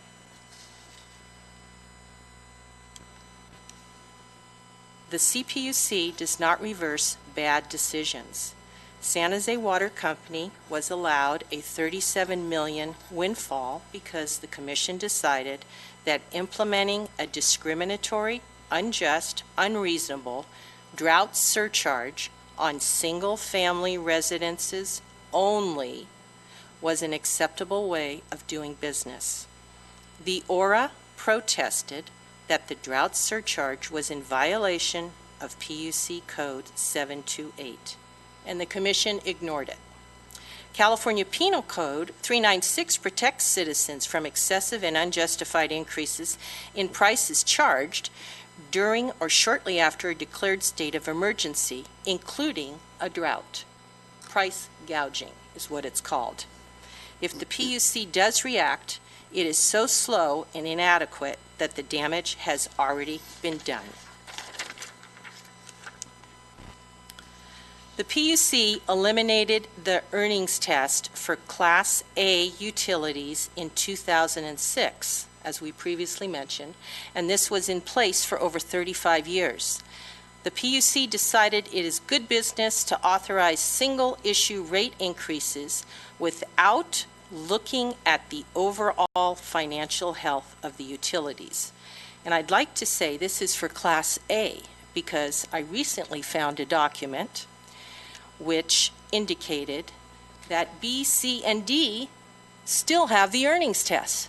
Those are smaller water companies.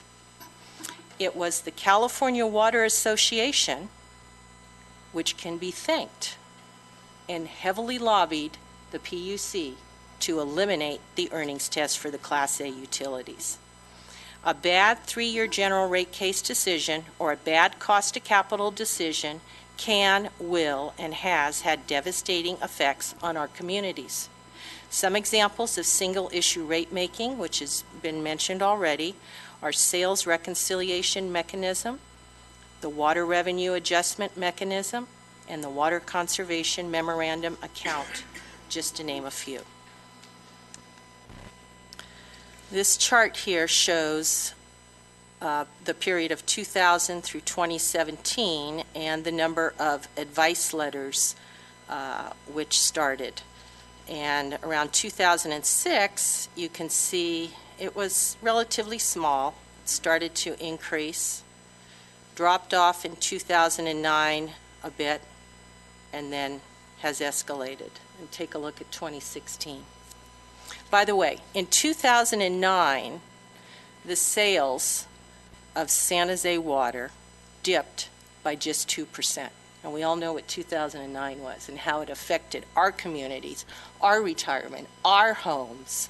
And many people had to leave the area because they could no longer afford to pay their mortgages.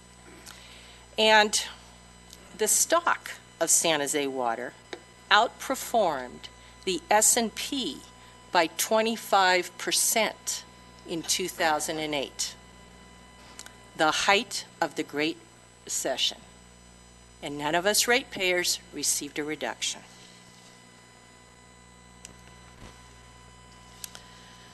The PUC allows utilities substantial rate increases via informal advice letters throughout the year. Advice letters are regularly approved with 20 days of filing. The last few years, about 50% of the rate increase amounts occur through advice letters instead of the general rate case. And this is a pie graph. This is California Water Service. 2013, 52.2% of the rates came through via the general rate case, and 47.8% came through via the advice letters. And this graph we got from the CPUC, so they know this.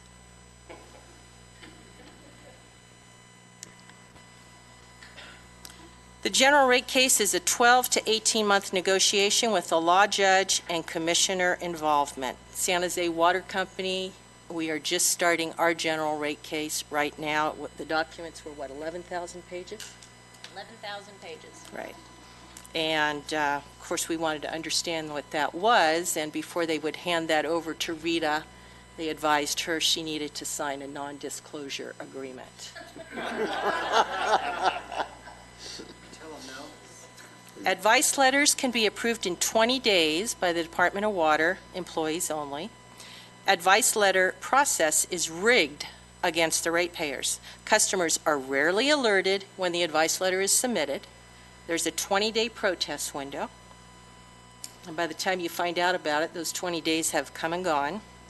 Difficult for the ratepayer to find the full text, non-transparent. The PUC website is rather difficult to operate. The average customer does not have the knowledge base to understand the technicalities and to respond in a meaningful fashion.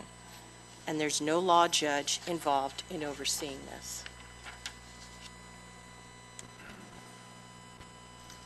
The PUC is not able to keep up with the high volume of advice letters. ARP actually did a study. You might take a look at that if you have an opportunity. It's called Increasing Use of Surcharges on the Consumer Utility Bills. This was done in 2012. It's a 46-page study, white paper. And in there, they stated regulators need to carefully evaluate utility requests on a case-by-case basis for proper balance. The PUC is not able to perform their due diligence. The rates are approved without audit, and ORA does not, that's Office of Ratepayers, does not have the resources to chase all these advice letters that are being put forth. The ratepayers are inundated with rate increases as a result of a never-ending stream of advice letters. And the bottom line is the general rate case has become less relevant. The PUC is not looking at the impact to customers.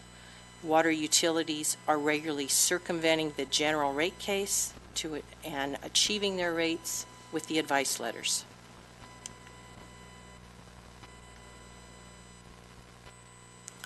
The PUC allows San Jose Water Company to test its own meters and the meters of other investor-owned utilities. And I might add that California Water Service headquarters is probably just about down the street from San Jose Water. Yeah. And as was previously mentioned by Lauren, San Jose Water Company owns stock in California Water Service. San Jose Water Company receives revenue for those meters they test as well. There's an issue with the random erroneously high meter readings, which Lauren has alluded to and we're experiencing in our area as well. Bill back there has found several in his neighborhood in which residents are receiving unexplained bills in the thousands. And when the customer contests the bill, the PUC sides with the utility, stating that since the meter tested accurate and the customer therefore must have somehow used that water. And the PUC sees no conflict of interest with this. And yet the PUC does not regulate the utility and tell them they need an independent third party to be testing these meters.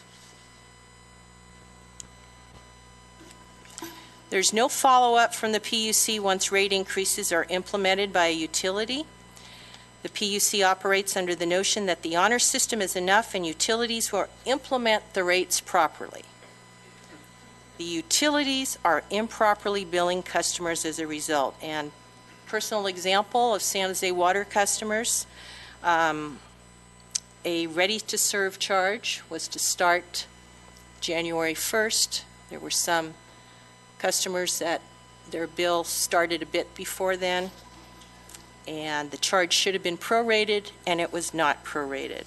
And with due diligence from Rita and another member of our group, Jenny, who could not be here, it was found that this billing of not prorating the bills when they should officially start per the tariff has been going on for years. Decades.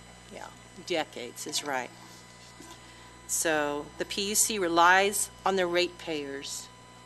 The PUC that we pay relies on the ratepayers to act as the watchdog. I'm going to turn this back to Rita. So, your mic. We've already covered this, but we know that the CPUC only has the appearance of checks and balances. We know that the ORA's testimony has largely been ignored by the commissioners.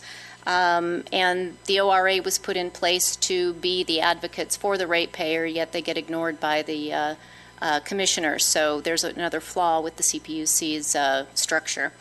The Water Division, they approve most all the advice letters, even if the ratepayers protest them vigorously. And we have been actively protesting every single advice letter that comes through, and we have been successful at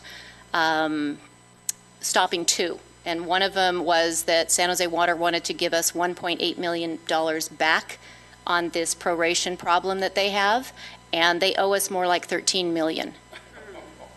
So we protested that 1.8 wasn't enough. So we successfully prevented them from giving us money temporarily. And the other one we prevented them on giving us money or stopping was the SRM, the sales reconciliation mechanism. And that was simply postponed because it's now been folded into their general rate case. So I guess we could look at it as a temporary victory, but we'll probably end up losing that battle as well. So they approve basically anything that comes by their desk. And then the CAB and the Consumer Affairs Branch and the Public Advisor's Office, which are two branches that we're supposed to be able to use to help us navigate the CPUC and for them to help us, they're basically ineffective and unable to properly protect and help us. So lack of transparency, we also kind of covered that too, where the rate-making process and information at the CPUC is not transparent. The CPUC website is not friendly, and the current advice letters are not posted in a timely manner. In fact, the water utilities aren't even required to post historical advice letters. Once they get approval, they're gone from the website, at least at San Jose Water Company. After the 20 days that they are required to post it, they immediately pull it. So we can no longer look at those advice letters. And when they do post them, they don't post all the attachments that go along with it so you can understand how they arrived at their calculations. And so, yeah, that's the historical information with the general rate case on the CPUC website. It's also either not there, inaccessible, or only one GRC is there, not previous ones. And this transparency carries over with the investor-owned utilities as well. And so the relationship that the CPUC has with the consumer is that the CPUC discourages the filing of formal complaints. And have any of you out there gone on their website and filed a formal complaint? How about an informal complaint? And did you find the process easy? No. Okay. And if you took it to a formal complaint, did you go through the entire process where you ended up in one of their courtrooms with an administrative law judge? Yeah. Mary and I have gone through that process, and it's not easy. It really is a difficult process to do. And you're taking a time off work, you're driving either to Los Angeles down here or San Francisco where we are, and they end up siding with the utilities most of the time anyway. So it really is a very defeating process. Bringing in an outside attorney. Right, and they bring an outside attorney. When we had our case before them, San Jose Water Company showed up with their attorney, and we showed up with us. So it really is a very big imbalance. And if we were to hire an attorney, it would defeat the purpose, because the amount of money we'd have to pay for a lawyer to try and recover any money would be, we'd end up losing even more money in the process. So it's a pretty messed up system. Let's see. So the process of rate making is too complicated for the general public, and we can't compete with the utilities' high-powered attorneys and lobbyists. And we pay for those high-powered attorneys and lobbyists. If you look at a general rate case, they have a dollar amount in there that gets approved by the CPUC specifically going to their attorneys. So again, we don't have that benefit as ratepayers to use money to help pay for our cause. The CPUC gives the illusion that it has departments, mechanisms, and procedures in place to provide the consumer with avenues of justice, but we haven't found any of them to work in a manner that is helping us. So consumers are instructed by the utilities when we have a complaint. I know all of us in here have probably at one time or another called the utilities and said, why is my water bill so high? We get told to contact the CPUC if there's an issue, a concern, a grievance, or dispute with the utility companies. And the CPUC's formal complaint process, as I said, is cumbersome, complicated, and requires consumers to take time off work, commute, and the CPUC also recommends that we hire an attorney. And rarely are the decisions in our favor. So the CPUC is ill-equipped to deal with the ratepayers' grievances. The CPUC operates as on a single issue basis. So when there is a global problem like what we found with this proration problem, I wasn't able to simply call it to their attention. I had to get a group of people, get 25 signatures, fill out all the paperwork, and submit it, rather than just bringing it to their attention and saying, this is a problem, here's the documentation that proves it, please open an investigation and get this fixed. We had to present our case, and the burden of proof was on us. So it was just a very difficult process, and at this point, our formal complaint has been suspended, and it's now being sent to their Consumer Protection and Enforcement Division, and they have been reviewing it for about 6 months now. Is that how long? They've been reviewing it for 6 months to decide whether or not to actually open a formal investigation into San Jose Water Company's billing practices. Again, a very long, cumbersome process. When I asked how long this would take, they said they've seen it take up to 2 years before it even gets to the investigation phase. So again, very, very difficult. I think I covered everything on that one. It goes without saying, but the CPUC is definitely out of touch with the ratepayers, and the ratepayers have been informing the CPUC commissioners, the Water Division, the ORA, the Consumer Affairs Branch, the Public Advisor's Office for years regarding the unsustainable rate increases authorized by the CPUC and implemented by the water utilities, and the ratepayers continue to get ignored. Not only does the CPUC ignore ratepayers, the commissioners go out of their way to divert emails from ratepayers. So this one was I guess not shocking, I was going to say shocking. But we actively protest our advice letters, and we sent out, whoever the ratepayers, whichever ones wanted to do it, would send a formal petition to the Water Division and the commissioners. And here is what, through a public records request, what I found was that, where is that one on here? There. That we obtained an internal email from Commissioner Red Cheffin. He's one of the 5 commissioners appointed by Governor Brown. His assistant asked the Information Technology Division, so basically the IT division at the CPUC, to divert our emails so that they don't appear in the commissioners' email boxes. So they found our protest emails pesky and annoying. So they asked their IT department to divert them out of their mailboxes. That I'd like to say was shocking, but it pretty much is par for the course. And by diverting the ratepayers' emails is contradictory to the CPUC's commission policy regarding communication and engagement as published in August of 2017. The policy states, the CPUC engages in open communication with staff, stakeholders, and members of the public. Doesn't seem to happen. Yeah. So I don't know who's policing the CPUC, but they really don't even seem to be following their own policies and their own guidelines that they have put in place. So, and here's another example that a new document that was just released as of February 7th, and Mary will have some more pages to talk about on this. But here it says that they continue to track contacts to CPUC, regulated utilities, better identify specific problems and challenges. How is the CPUC accomplishing this? By diverting our emails. So, the CPUC investor-owned utilities relationships with one another. The CPUC allows investor-owned utilities to invest in each other's stock, as we've already said. The CPUC allows investor-owned utilities to have closed-door meetings with one another with the same wholesale water district. And did we talk about that already? That in our area, the Santa Clara Valley Water District is a public facility that 3 of our investor-owned utilities in the area hold closed-door meetings. Mary and I tried to go to this meeting because we figured it should be open to the public. This is our water company, and we were told we could not go. So San Jose Water Group had a $3.2 million 2016 Q4 pre-tax gain on the sale of nearly 160,000 shares of Cal Water stock.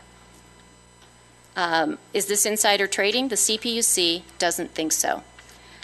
San Jose Water Group has generally paid dividends equal to or approximately 50 to 60% of its net income. Where am I on this? Here. So the CPUC has enabled the water utilities to operate basically without financial risk. As we all know, utilities can recover any expenditure or shortfall. The CPUC is an enabler for the utilities and not the ratepayers. The CPUC is concerned about strained relationships with the utilities and not with protecting the ratepayer. The PUC is too cozy with the utilities and the shareholders. And here's an example of that with ex parte communications. So I got my hand slapped by the administrative law judge because of this formal complaint we have. I sent out an email and I didn't address everybody that was part of the formal complaint. So I quickly got an email back from the commissioner telling me that it is strictly prohibited and ex parte communications between interested parties and decision makers. Yet this email just came our way regarding the cost of capital. So right now, Cal Water, Cal Am, Golden State, and San Jose Water Company are all together on this cost of capital application. The administrative law judge overseeing that cost of capital application put in his proposal for much lower return rates than what the utilities had requested. It's now supposed to be before the commissioners to make a decision. Well, what just happened is on February 14th, the CPUC approved a closed-door meeting between the 4 large Class A water utilities, Cal Am, Cal Water, all 4 of them, and the advisor of the President Picker, the advisor to Commissioner Rhett Sheffen, and I just got another one that they also included the Commissioner Peterman. So they have 3 of the 5 commissioners that were, and the commissioners granted them closed-door meetings to happen next week so they can try and sway them to go higher on their return rates. Yet I get slapped with this ex parte communications because I failed to identify it. So what they have basically said is as long as we tell everybody we're going to have these closed-door meetings, it's not ex parte, and we can do it. So we're still trying to figure this one out. I have a couple of emails to the CPUC right now and haven't received any responses yet. So we're working in real time. This slide was just put together last night before we came because it just came down the pike. They're continuing to do this to us. It isn't something that happened in the past. It's something that continues to happen. So Mary, I think you want to take it from here? Sure, I'll take over a little bit.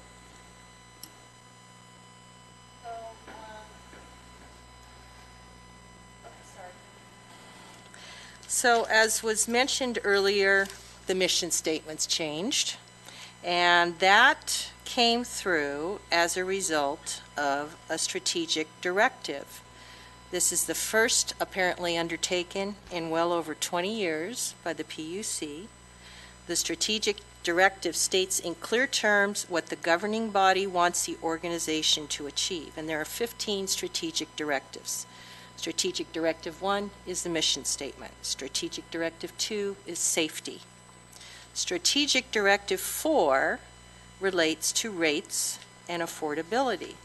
And so the Finance and Administration Group was assigned this directive. The PUC committee was tasked with defining rates to ensure that rates remain affordable to Californians. This just came out February 7th. I think it was supposed to have been done last September, but it'd been delayed. The slide indicates that it is to assure essential services remain affordable for Californians. Water IOUs serve 15% of the state's population. The districts span the entire state. The median household income is $59,756, and we tried to see where they got it. It never coincided with the American Community Survey that we found. And they're stating the median average monthly water bill is $64.22. When was the last time you saw Yeah. that? I can't remember a bill like that. This is coming from the CPUC. This is their report. Right. So we're wondering, this average bill that they came about with, does that include the municipalities? There's nothing here to indicate where it came from. We all know the average bill of the IOUs is much higher, and as much as 80% higher. San Jose Water Company's recent general rate application states that the average monthly water bill, this is the one we're currently going through, for a customer using 11 CCFs a month, and by the way, that's an average customer. The average customer before used to be 15 CCFs a month, so now they're reducing the CCF number to make their total bill number look a little better. And so that 11 CCFs will equate to $90.35. This amount does not take into account all the additional line item charges. This is 41% higher than what the CPUC states is the median average monthly bill. 41% higher than $64.22. For a 3/4 inch line, by the time we add the safe drinking water and the rate assist and the PUC charge and their balancing account and city charges, city taxes, the bill comes out to $102.61, which is 60% higher than what the PUC believes the average bill is for the customer. And for a 1-inch line, the bill is 107% higher than $64.22. And by the way, I think Governor Brown's budget recently has another line item charge which we may look forward to. I read recently another 95 cents, which I believe is to administer the school-led program. How to define affordability. So this really had us scratching our heads because we thought they would have defined affordability a long time ago, but apparently they haven't. They're doing it now. They have not adopted an affordability standard. Low-income programs, there's a 19% participation rate. The average monthly discount is $9.50. The eligibility criteria, as noted, is 200% of the federal poverty guidelines, and the income is $50,200 for a family of 4. There are various affordability guidelines that have been put out there. The State Water Resources Control Board, or the Department of Public Health, recommends that the annual water bill not be more than 1.5% of your income. The U.S. EPA is 2%, and the UN is 3%, but the UN also includes wastewater. And by the way, that should include whatever is charged on your property taxes as well. We do have property tax charges on our bill for our local water district, as well as bond measures.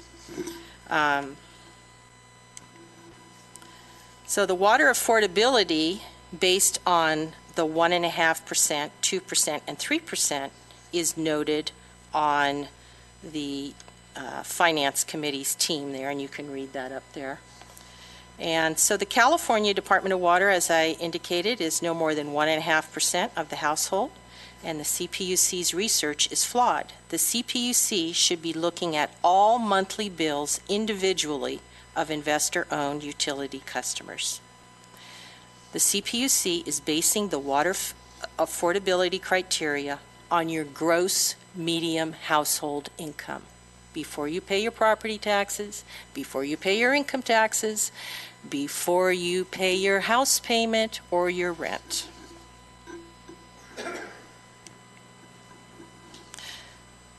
The 2015 Los Angeles Community Water Systems Atlas study done by UCLA found that while the average cost of water service in the county was considered affordable, more than 3/4 of water systems had average cost above this threshold.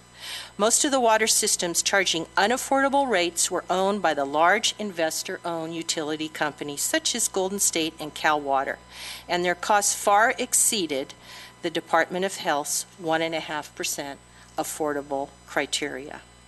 Privately owned systems refuse to provide the Food and Water Watch group with information about water shutoffs.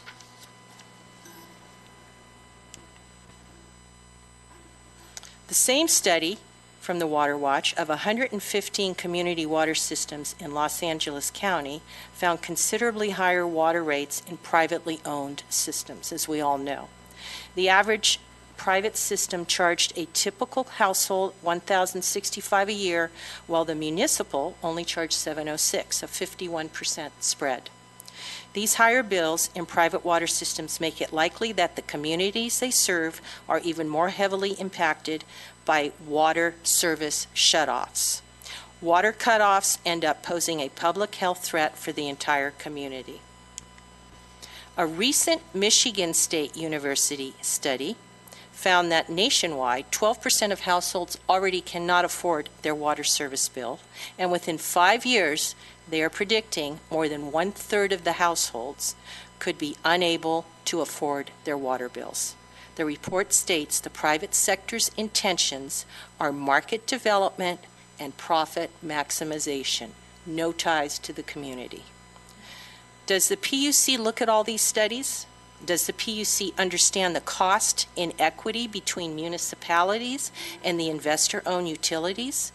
How can the PUC approve rate increases without studying and defining affordability first? The PUC, an appointed body, is allowing utilities to operate as a monopoly. The investor-owned water utilities are structured and staffed to take advantage of the system and to maximize the profits at the expense of ratepayers.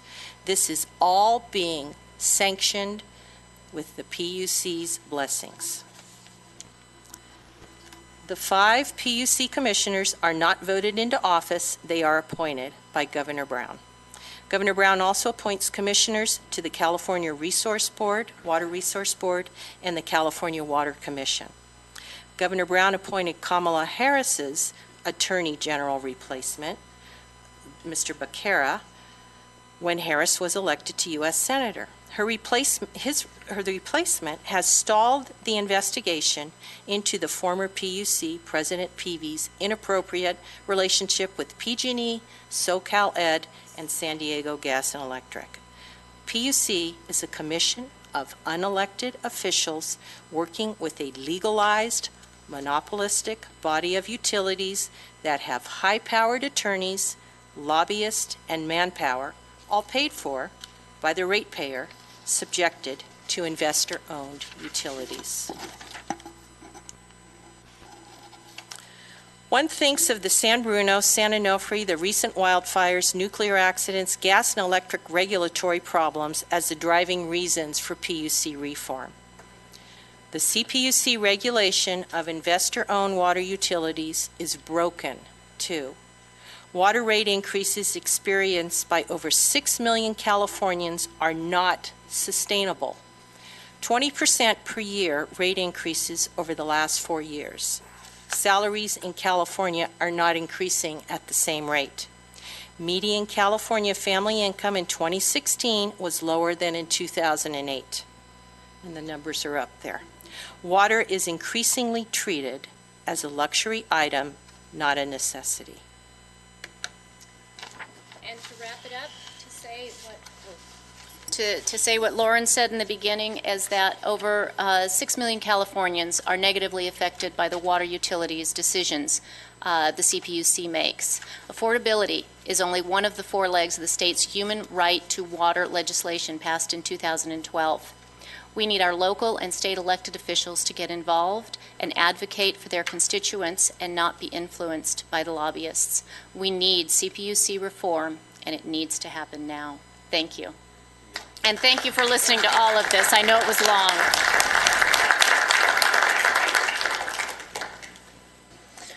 Okay, thank you very much. In the interest of time, I think we have decided, we had a video here from Jim Buller over, where's he from, Sonoma County. It's actually only about 5 minutes, but we're going to try to just wrap this up a little bit. We know we've given you a lot of information to look at here. So real quick, Cynthia's just going to say something real quick, and Larry's going to sum it up for us here. It won't take very much longer of your time. Okay, so just bear with us a couple more minutes. Hello, as you know, I'm Cynthia Moore. I've lived in Lancaster for 31 years. After getting this fight started again back in August of 2017, and just being so overwhelmed by having water bills $700, $800 a month, and only having a home that's 1,700 square feet, and only 4 people living in my home. One of them being handicapped, that doesn't take showers but on a weekly basis because of her handicap disabilities. There's just no reason for it. After hearing and talking to all of my neighbors about their high bills, we've decided to take this action. And after learning about how widespread of a problem this is, we are holding the CPUC accountable for not doing their job. The CPUC is there to protect the customers from utility gouging, and they have failed us. And as a result of this, our beautiful neighborhood, our beautiful neighborhoods are looking dry and ran down because nobody can afford to water their lawns. Most of the residents in the Park Somerset Homes areas are either retired and are on a fixed income. And these bills are driving people out of their homes and making it hard for us to sell our homes, because once the home buyers are learning about our water bills and what we are paying, they back out. Nobody can afford these water rates, and the bottom line is we are in dire need of legislative reform against the CPUC. They must be controlled. Thank you. I'm going to turn it over to Larry. And I will be very brief. I know we're all getting a little weary, and I'm supposed to be batting cleanup here, and I think they've already hit home runs, and we're so far ahead. Do you need a cleanup? Well, just let me briefly say a couple of things, and then we can turn it back over for whatever we want to do next. People have been telling us from the get-go, experts, this is never going to work. And my response to that was, has it ever been tried? And the answer is no. We're doing something that's unprecedented, trying to start with grassroots, going up against multi-million-dollar corporations and their industry lobbyists and everything that they have going for them. The CPUC, California Public Utilities Commission, doesn't want to change itself. No large bureaucracy welcomes a reform movement, scares them to death. They might have to go out and actually earn the money and do the jobs they were hired to do. So the answer is, yeah, we're going to beat them. We're going to win, because when ordinary people can get out there and get organized and communicate, and especially use the new media that's out there for communication, we can make things happen. One person can make a difference. Indeed, it's the only thing that ever has made a difference. So let's win. We're in it to win it. Thank you.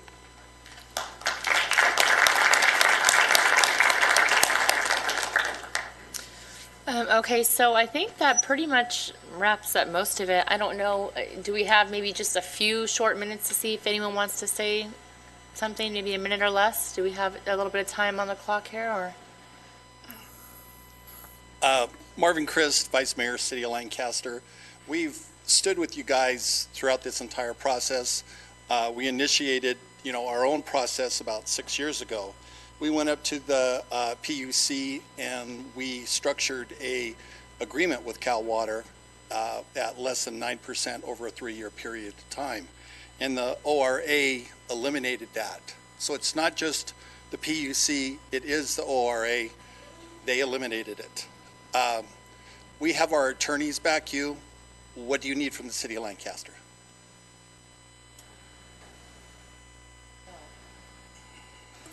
That's a good question. That's what we're trying to figure out. We appreciate all the help from the City of Lancaster. I guess that's kind of where what we're really trying to figure out. I mean, we found all these things. We just need big power, people to bring it to light. We need people to see it. We're here.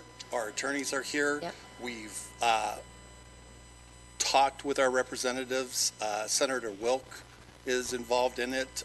Catherine Barger, the supervisor, is involved in it, about moving one water company into another water company, selling one, forcing them to sell. So we're trying every avenue that we can to help you. I just want everyone here to know the City of Lancaster is here to help you, and we'll do everything possible that we can. We appreciate that. Do we know, can I ask a question? Do we know if there's officials right now actively working on creating some sort of legislative reform? I do know that I will let his representative speak on it, but Senator Wilk has talked with us in regards to it. They are meeting almost on a weekly basis with them, and we've been working with them. Our attorneys have been working with them. So if Mr. Cook would like to speak on that. Thank you. Excuse me. Thank you, Vice Mayor. Yes, no, we're actively working on this as we speak. Can't divulge everything we're doing because it's big and it's large. But I have a couple questions. Am I able to get a copy of these slides and the presentation? Absolutely. Because I was trying to take pictures of everything that was going on. It's a little hard to do. And you mentioned real estate problems, Cynthia. Do you have to do a transfer disclosure statement on the water? Lauren. No, Cynthia brought it up. I was going to ask Lauren. Do you have to do a TDS on this?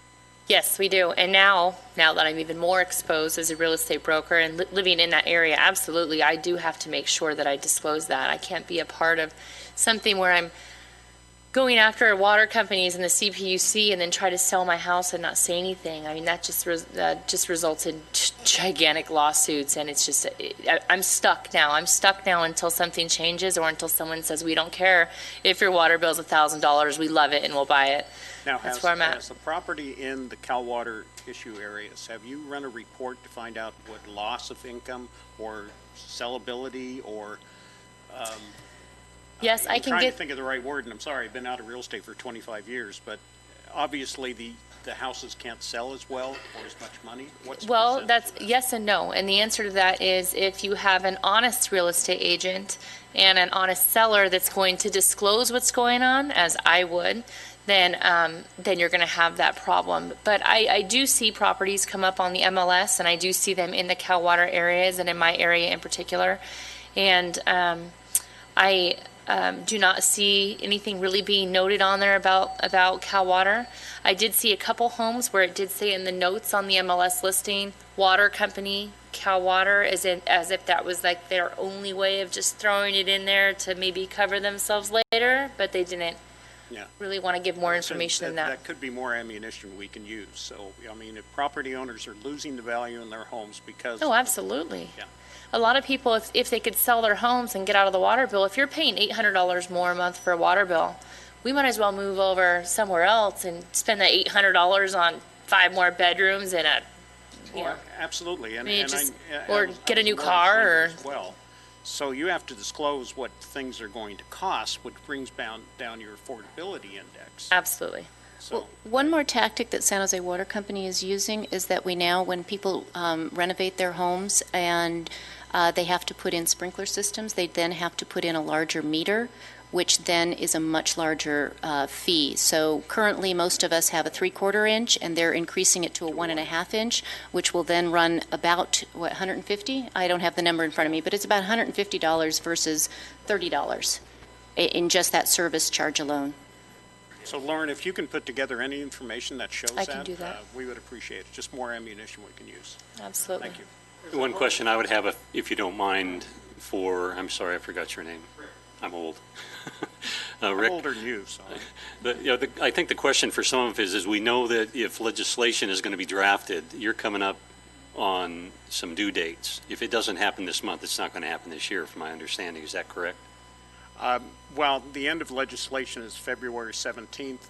I know staff up in the Sacramento office is working on something right now. So we're hoping something will be on the floor That's to be tomorrow, presented. yeah. Oh, tomorrow. Thank you.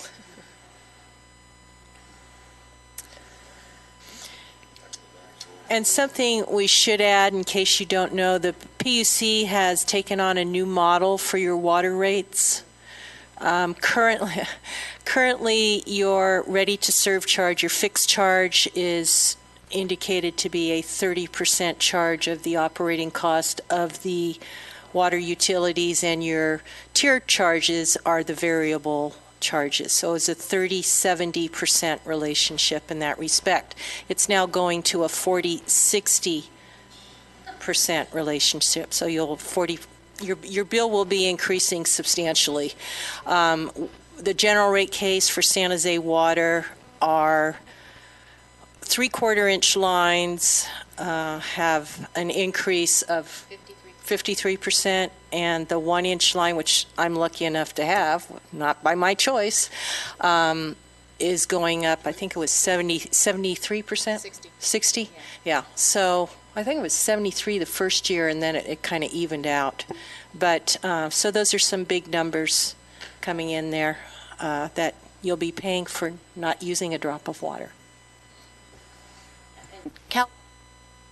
Cal Water's general rate case is up next year. You go for a 20, 21, and 22, I think, is yours. San Jose Water is 19, 20, and 21.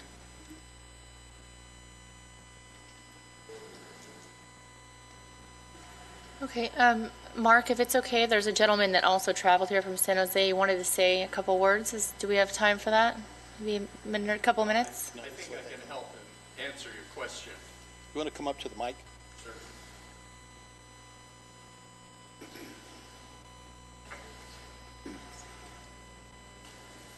My name is Bill Sherman. I work with Rita and Mary in rates, and we are trying desperately after a long time to get San Jose City involved. And what we've found right now, what we are encouraging them to do, is to get the city signed up as a party for the GRC, so that you're getting all the information that comes through and can decide what, if anything, to do about any of it. It's going to take a long time, as you hear from what we've been going through. It's going to take a long time to solve the whole situation. So we're trying to address the present work with the CPUC and through the Office of Ratepayer Advocates. And we're making some headway. I'll share with Larry some of the information on some of the good parts that we have started to achieve of all the things that Rita and Mary have shown you. But that's the best thing you can do right now. Sign on as a party. If you want to, I can show you how to do that relatively easy. Thank you.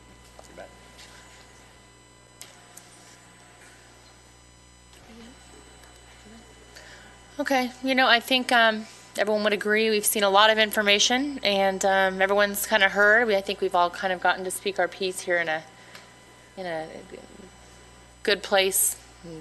Pretty much gave a lot of good points. So if it's okay with everyone, we'll just go ahead and adjourn. Not everybody got to speak. I don't think anyone back here, any of these people. Okay. So.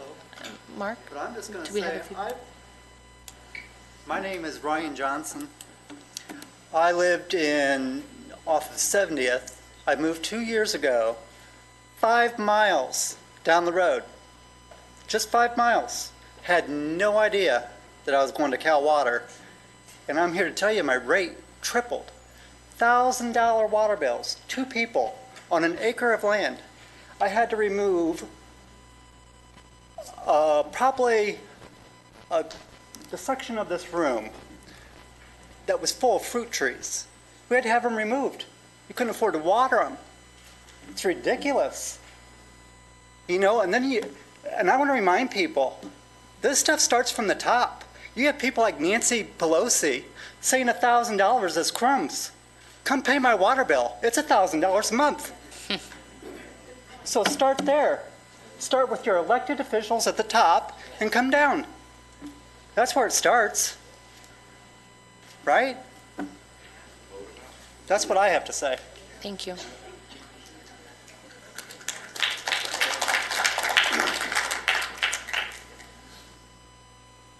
I've lived in Lancaster and Antelope Valley for over close to 60 years. I own the original house my wife and I first bought. It's on 2.5 acres, and we belong to a mutual water company, which has been very beneficial for us. But one thing I think you people need to stress is not the square footage of your home, but the number of people and the amount of water you're using. How many gallons or cubic feet per month are you using? And it should be the same rate. The cost of pumping water out of the ground, whether it's 100 gallons or 1,000 gallons, should determine the cost of electricity. So I think you need to stress the cost of the water, not the square footage of the home. That has no bearing. The only time square footage of a home has any bearing is on heating and cooling because of the size of the home, but not water usage. Water usage is based upon the number of occupants in the home. So those are 2 areas. And I think I agree with this gentleman that it needs to start. If Governor Brown appointed these commissioners, and he should be aware of what's going on, and he needs to replace the CPU with people who are qualified and are willing to work with the rate people, and also maybe they should be elected officials and not appointed. But even then, sometimes you don't know. You vote for an individual, is that individual really going to support the rate payers? So it's a two-sided sword. Should they be appointed or should they be elected? That makes a big difference, I think. Thank you. I agree. I think they should actually be eliminated, so I think we're on the same page. Sure, come on. I just want to, excuse me. I'm Steve Billmeyer from Leona Valley, and I grew up in the Bay Area 50 years. I came up here, been here 5 years. I've been getting ripped off on water for 5 years. and it doesn't feel good. But I have a question. Is there an oversight committee for the PUC, and who do they report to? If there is no oversight committee to the PUC, I demand immediate formation of an oversight committee to manage them, because these wonderful people have proved to me that they can't manage themselves. We are getting ripped off. There's collusion that happens.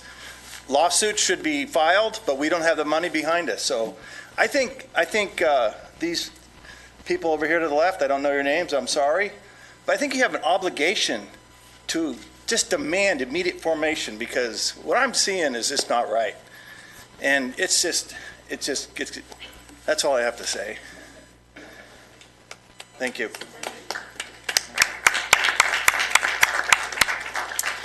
Is there anyone else that has anything they'd like to say? I just have a simple question. I don't need to go up there.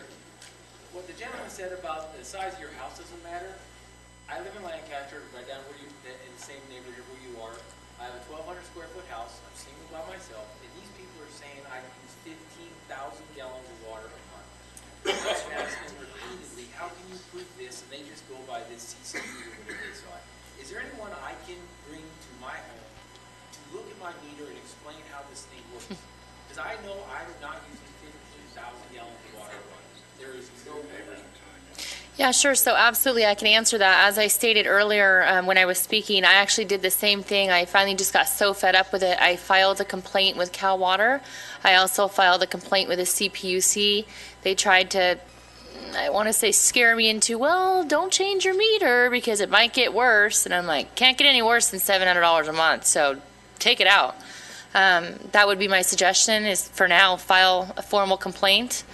Because they did the same thing to my house. I woke up at 6:30 and my dog was barking, and they were changing my meter. Oh, for Pete's sakes. Yeah. Well, if we had more time, I could tell you some other weird stuff. I had my meter changed, my bill suddenly dropped for a second, right? And then the more that we've been getting this coalition out there to the state of California, one month, all of a sudden, I received a credit of $13. They didn't even charge me for water for 1 month. So I can't explain that. I mean, they can keep on doing that, but somebody's a little bit nervous over there, and I think they're like, oh, let's hit this button. Oh, this one's talking too much. Let's hit this button. And that's really what's going on here. So if I could explain it, I would explain it, but as I think I said in the last meeting, I'm not a criminal, so I can't explain these sorts of things. That's why I'm leaving it up to everyone else to try to figure that out for us. Hopefully we can all take care of this, because these tyrants need to stop. Lauren, we'll look into seeing if we can test some of those meters. So. But don't have San Jose Water Company do it. See if there's an independent. Third party. I think we have one more that's they wanted to speak. Can you hear me from here, or do you want me to come up? I can't really hear you. You can feel.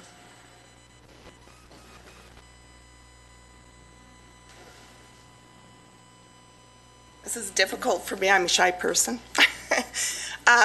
I have lived, unlike a lot of you who have been speaking, I've lived in Lancaster just for a couple of years.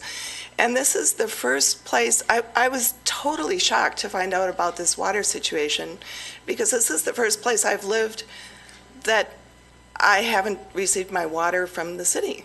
So my basic question goes beyond how are we going to regulate these private companies by asking, if water is a source of life, which we all feel we are entitled to, why are we allowing people to take excessive profits and speculate with these companies? That's it. Thank you. Yeah.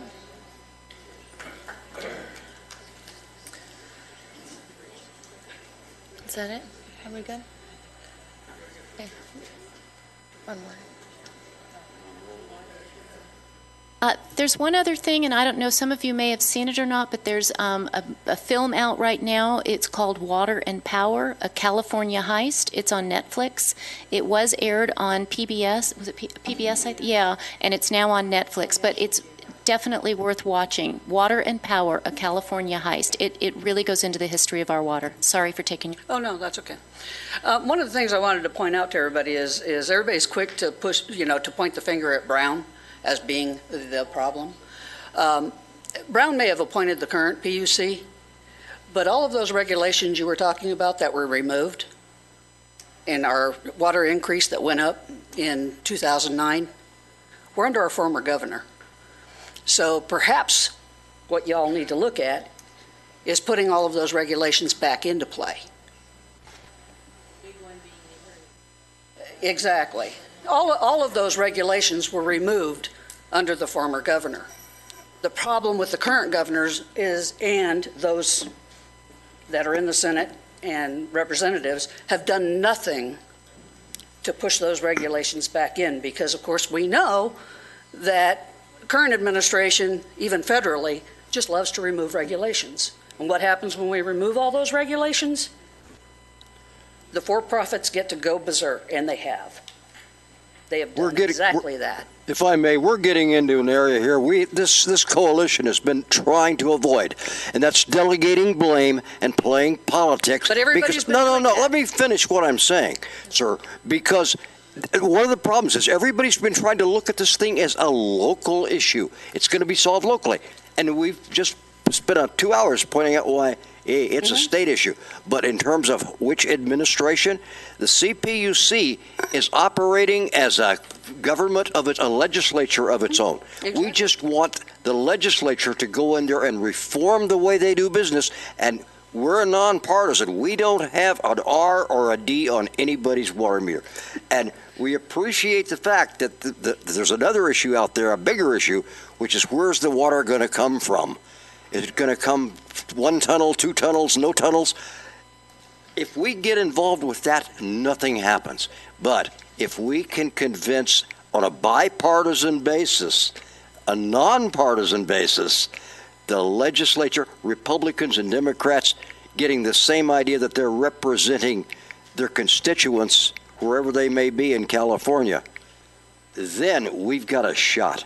I appreciate your bringing that up, because that's, again, Yeah, I'm trying. That's all I'm trying to point out. Is that this is something that's been going on under every administration, and what needs to happen, right, is that you guys need to jump in there and do something. Otherwise, we'll vote everybody out. That's not an issue. I mean, I have no problem finding people to primary people, and that can be done. But we need y'all to take action on every side. Yeah, it's got to happen at every level. Thanks.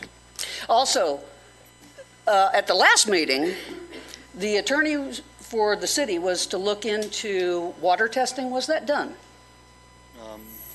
Yes, it was done, and we did it on one of our panelists' homes. Okay, do we have the results yet of those water tests? So far, the water appears to be just fine. Why does it taste so bad? Can't tell you. I got a lot of bad spots on my Lexus that I'm on, but that's what it is. But we pay enough for it. I didn't really expect it to not be clean. Okay, well, it's just on top of the water bill. I've got, $100 a month that I'm paying to Arrowhead to have drinking water. Yeah. Because I will not drink what's coming out of my faucets. Well, I don't think it's going to kill us through the rest of this battle. Let's just put it that way. Okay, thank you. Okay, well, I think that was good. So, again, I want to thank the city for allowing us to be here and to voice our concerns. I hope everyone got educated, was a little more educated with what we've seen today, and with real facts of why we have the issues with the CPUC and why it is, in fact, a huge problem statewide and not just in our cities. So, thank you, everyone, for coming. I appreciate your time, and I will out.